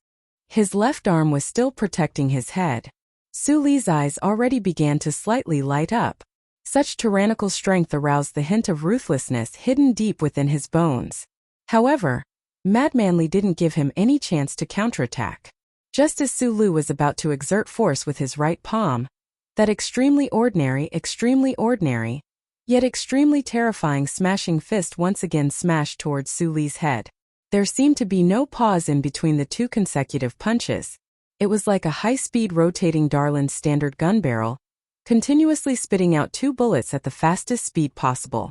The angle of Madman Li's smash was the same as before. The attack location didn't change, and it was extremely accurate and fast. Su Li simply didn't have time to react. His left arm that was still protecting his head forcefully blocked another heavy punch. Another heavy muffled sound rang out. He felt as if his arm bones were about to break. This young officer's strength was too inhuman. In terms of strength, Madman Li's 2 ordinary punches were more like cannonballs. The power of the second punch was even greater than the first. Su Li's heart became cold. Apart from Captain Tian of the ancient Bell ship, he had never encountered such a powerful character. The opponent's speed seemed to be even faster than his own by a bit. The knuckles of the palm supporting himself on the dining table turned white. Su Li's elbow was somewhat bent under the weight of this heavy force, as if it could collapse at any time. Right at this time, Madman Li's unreasonable and exceptionally terrifying third smash arrived in an instant. At this time, Su Li's body was somewhat unbalanced. His gaze was slightly lowered, and he simply didn't have the time to look at this punch. To be more precise, from the moment Madman Li's punch began, he didn't have the opportunity to raise his head. However, he had a pair of ears and he was listening. He heard something strange. The third smash didn't carry the slightest trace of wind. Although Su Li couldn't see it, Madman Li's expression had already become extremely grave. At this time, the military uniform on his forearm had already been torn into pieces. However, he could still feel an unprecedented sense of danger. Was it strength? Was its strength and speed so strong that even the deformation of the air would be slightly delayed? A scorching aura suddenly surged out from behind his waist, instantly transmitting to the first corner of his body. The trembling that had been successfully hidden under the skin began to spread to Su Li's arms. Madman Li's eyes had become unprecedentedly bright. The skin on his forearm that was exposed outside of the wound began to tremble. It was unknown whether it was because he was too excited, or because of some other reason, the mountain-like force pressed down, and Su Li's right elbow, which was propped up on the dining table, could no longer resist this huge force. He bent towards the table, and his forearm slammed hard on the table, making a strange sound. However, at this time, the trembling in his body already turned into incomparably tyrannical strength, supporting his body. He blasted back Madman Li's final fist. Meanwhile, his right forearm supported himself on the table, his entire body standing straight. At this moment, Su Lu finally saw clearly Madman Li's young face, his eyes carrying a crazed expression. However, his eyes were incomparably calm. It was because the instant he stood up, he already took a step in Madman Li's direction. A footstep between Madman Li's legs, a head smashing towards Madman Li's chin, while a thigh fiercely smashed towards Madman Li's crotch. This was the most ferocious of the 10 stances Uncle Feng Yu taught him. In past battles, Su Li's feet were like roots on the ground. As long as he bravely advanced, no matter who it was in front of him, they would fall under his continuous close combat techniques like broken trees and rotten branches. However, what was shocking was that when Su Lu took a step forward with lightning speed, his fist entering the middle, Madman Li also took a step forward. Moreover, just like Su Lu, it was purely a type of battle instinctive reaction. It was extremely natural. The two of them stepped forward at the same time, as if they were doing some kind of coordination. It appeared that harmonious. However, the harmonious two of them had already reached the most dangerous juncture. How could Su Lu, who had taken the risk of using the mysterious power within his body, let go of this opportunity? Even though Madman Li stepped forward just like before, preventing him from injuring the other's vital points, the left arm that had always been protecting his head and the right hand that shot up from the table like lightning already broke through the middle, directly striking towards Madman Li's throat. In this instant, Madman Li really went crazy. His young and tender face was abnormally pale. His eyes that didn't even have time to blink after the 3 punches were filled with a berserk intent. His left palm flipped over, directly sealing the front of his own throat. Meanwhile, his right hand, while carrying an intense trembling, directly struck towards Su Li's head. The young military officer was half a head taller than Su Lu, but he was actually prepared to use a single palm to block Su Li's 2 fists. It seemed like he believed in the strength of his own body, and even more so believed that his palm that could split mountains would be able to strike down the other party. At this moment, every single muscle fiber in Su Li's body was grinding against each other. The powerful strength made his eyes and ears exceptionally sharp, especially the speed of his reaction, which was already extremely fast. His left palm flipped over, directly meeting the palm that was striking towards his head. Meanwhile, his right arm followed the instincts of his body, following Uncle Feng Yu's teachings.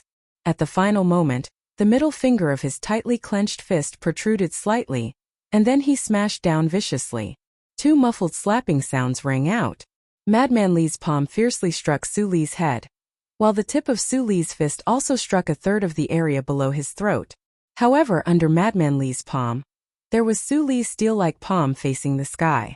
Under the tip of Su Li's fist, there was Madman Li's lightning-fast left wrist that blocked over. The two of them separated at the same time. The torn pieces of cloth on the sleeves of their military uniforms fluttered between the two of them, and then fell to the ground. Right at this moment, a cup of bright red wine was splashed onto Madman Li's face. This young expert, who was known to be invincible in the army on the Westwood's front lines, allowed the red wine to slowly slide down his tender face. He stared fixedly at Su Lu, who was not far in front of him, as if he couldn't understand no matter how he thought about it. For Su Lu and Madman Li, the previous 3 smashes in one exchange was an extremely long and dangerous struggle. However, this was only for people like them, who had extraordinary reaction speed. The customers in the Linyuan restaurant, who had different expressions, saw a completely different scene. They only saw Madman Li use a terrifying speed to smash the second lieutenant 3 times.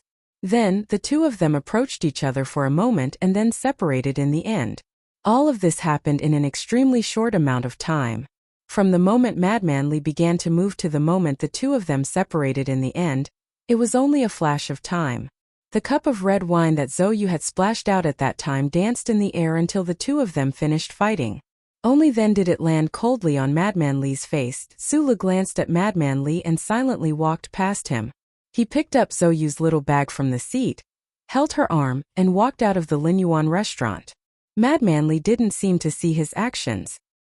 He calmly stood by the table, not moving at all. He sank into a rare moment of introspection and contemplation after joining the army. He knew he had lost. In the end, the two of them had inexplicably used advanced body techniques at the same time according to their instincts. Then they attacked at the same time. However, in the final moment, the second lieutenant's fist was lowered by 3 centimeters. It was precisely this 3 centimeters that made the fist leave the base of his palm, which had the strongest defensive ability, and land on his wrist. That wave of power that was even more tyrannical than his own broke through his defense and injured him. Madman Li took a deep breath and calmly looked at the empty table in front of him. He looked at the leftovers, knives, and forks on the spotlessly white tablecloth. In the beginning, he only wanted to vent his anger. He didn't want to beat the second lieutenant to death at all. Putting aside the strict control his family put on him after punching the counselor, just because the second lieutenant was the father of Yuzi's child, he couldn't really beat him to death. However, when his first fist smashed out, only to be blocked by the second lieutenant, Madman Li knew that he couldn't hold back today. Just like how Su Lu felt, this 16-year-old young officer also felt an unprecedented sense of danger from the other party's iron-cast upper arm. The reason why Madman Li was even more vigilant and used all of his strength was because Su Li's hand was propped up on the table. At that time, Su Li's 5 fingers were slightly curled, as if he could grab the table knife at his side at any time. Under his powerful attacks, he was still thinking about counterattacking, moreover already preparing a plan beforehand. Just how calm and terrifying of an opponent was this? He couldn't give that second lieutenant the slightest chance to catch his breath. This was the first time Madman Li felt danger in a one-on-one battle. That was why his second fist was even faster and more ferocious than the first. Meanwhile, that second lieutenant actually blocked it again, further deepening Madman Li's vigilance, also successfully stirring up his surging fighting intent. For the third fist, Madman Li already used a strange technique that was strictly forbidden at home, but that second lieutenant still blocked it. Moreover, the speed of the other party's counterattack was even faster than his own. His counterattack technique was even more incisive than his own. The other party seemed to know how he would respond, breaking through his attacks in such a natural manner, successfully striking the only vital point in his stance. Madman Li lost, but he didn't feel any sense of defeat, only excitement and curiosity. He believed that there would be a day when he would fight against that strange second lieutenant again. He quietly stared at the dining table in front of him. Suddenly, the dining table collapsed. The sound of cold air being sucked in came from Linyuan restaurant. Apart from Su Lu and Madman Li, no one could understand the true meaning of their exchange, especially that final fist and that final simultaneous attack. For the customers in Linyuan, they didn't believe that second lieutenant was Madman Li's opponent at all. They only thought that Madman Li was hurt by the matter of Zoyu, and was troubled by love. In the end, he casually threw out 3 punches to vent his anger, sparing that second lieutenant. Naturally, they didn't understand that this incomparably sturdy dining table had long collapsed from the inside after bearing the dual power of Madman Li and Su Lu. Madman Li didn't eat. He led a few officers out of Linyuan. Only when they got into that extraordinarily large off-road vehicle did he break the silence and say, "Go to the general hospital." The officers following him didn't understand the meaning of the previous battle at all. However, when they heard their superior's extremely hoarse voice, they couldn't help but jump in fright. Madman Li tightly closed his mouth, not letting a single drop of blood gush out from his throat. He felt as if there was a knife in his throat at this moment.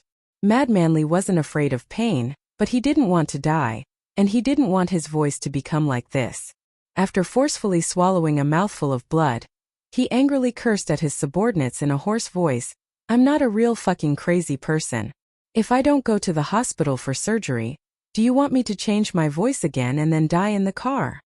A black car without a logo drove on the quiet streets of the capital special district.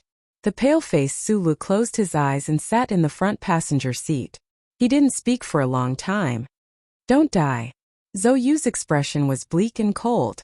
She felt apologetic in her heart. Her pregnancy originally had nothing to do with Su Lu, But this young man had to bear so much unreasonable harm because of her. I'm not going to die. Sulu opened his eyes and forced a smile at Zhou. His smile was still as bright as the sun, but his exposed teeth were stained with blood. He blocked that palm, but the powerful shock still traveled to his head. It shook his gums a bit, and his gums began to bleed. You're the only child of the Lees of Philadelphia, right? He asked softly. Yes. Sulu narrowed his eyes. He recalled the familiar yet somewhat different trembling feeling that came from Madman Lee's body at the last moment. His mood became a bit strange. Today he had exposed the greatest secret of his body. He didn't know if that young officer named Madman Lee discovered it or not. After all, it had only been a month since it merged into his body. Madman Lee was indeed the most terrifying person he had encountered in his life. The battle in Linyuan was extremely dangerous. Those 3 consecutive thunder-like fists were truly hair-raising. Moreover, he could feel that the young officer really did have boundless killing intent in the end. If Sulu didn't have the most powerful strength in the world, he wouldn't have been able to block it at all. Even so, in the end there was still almost a problem. However, what was even more hair-raising was, could it be that Uncle Feng Yu was related to the Lees of Philadelphia?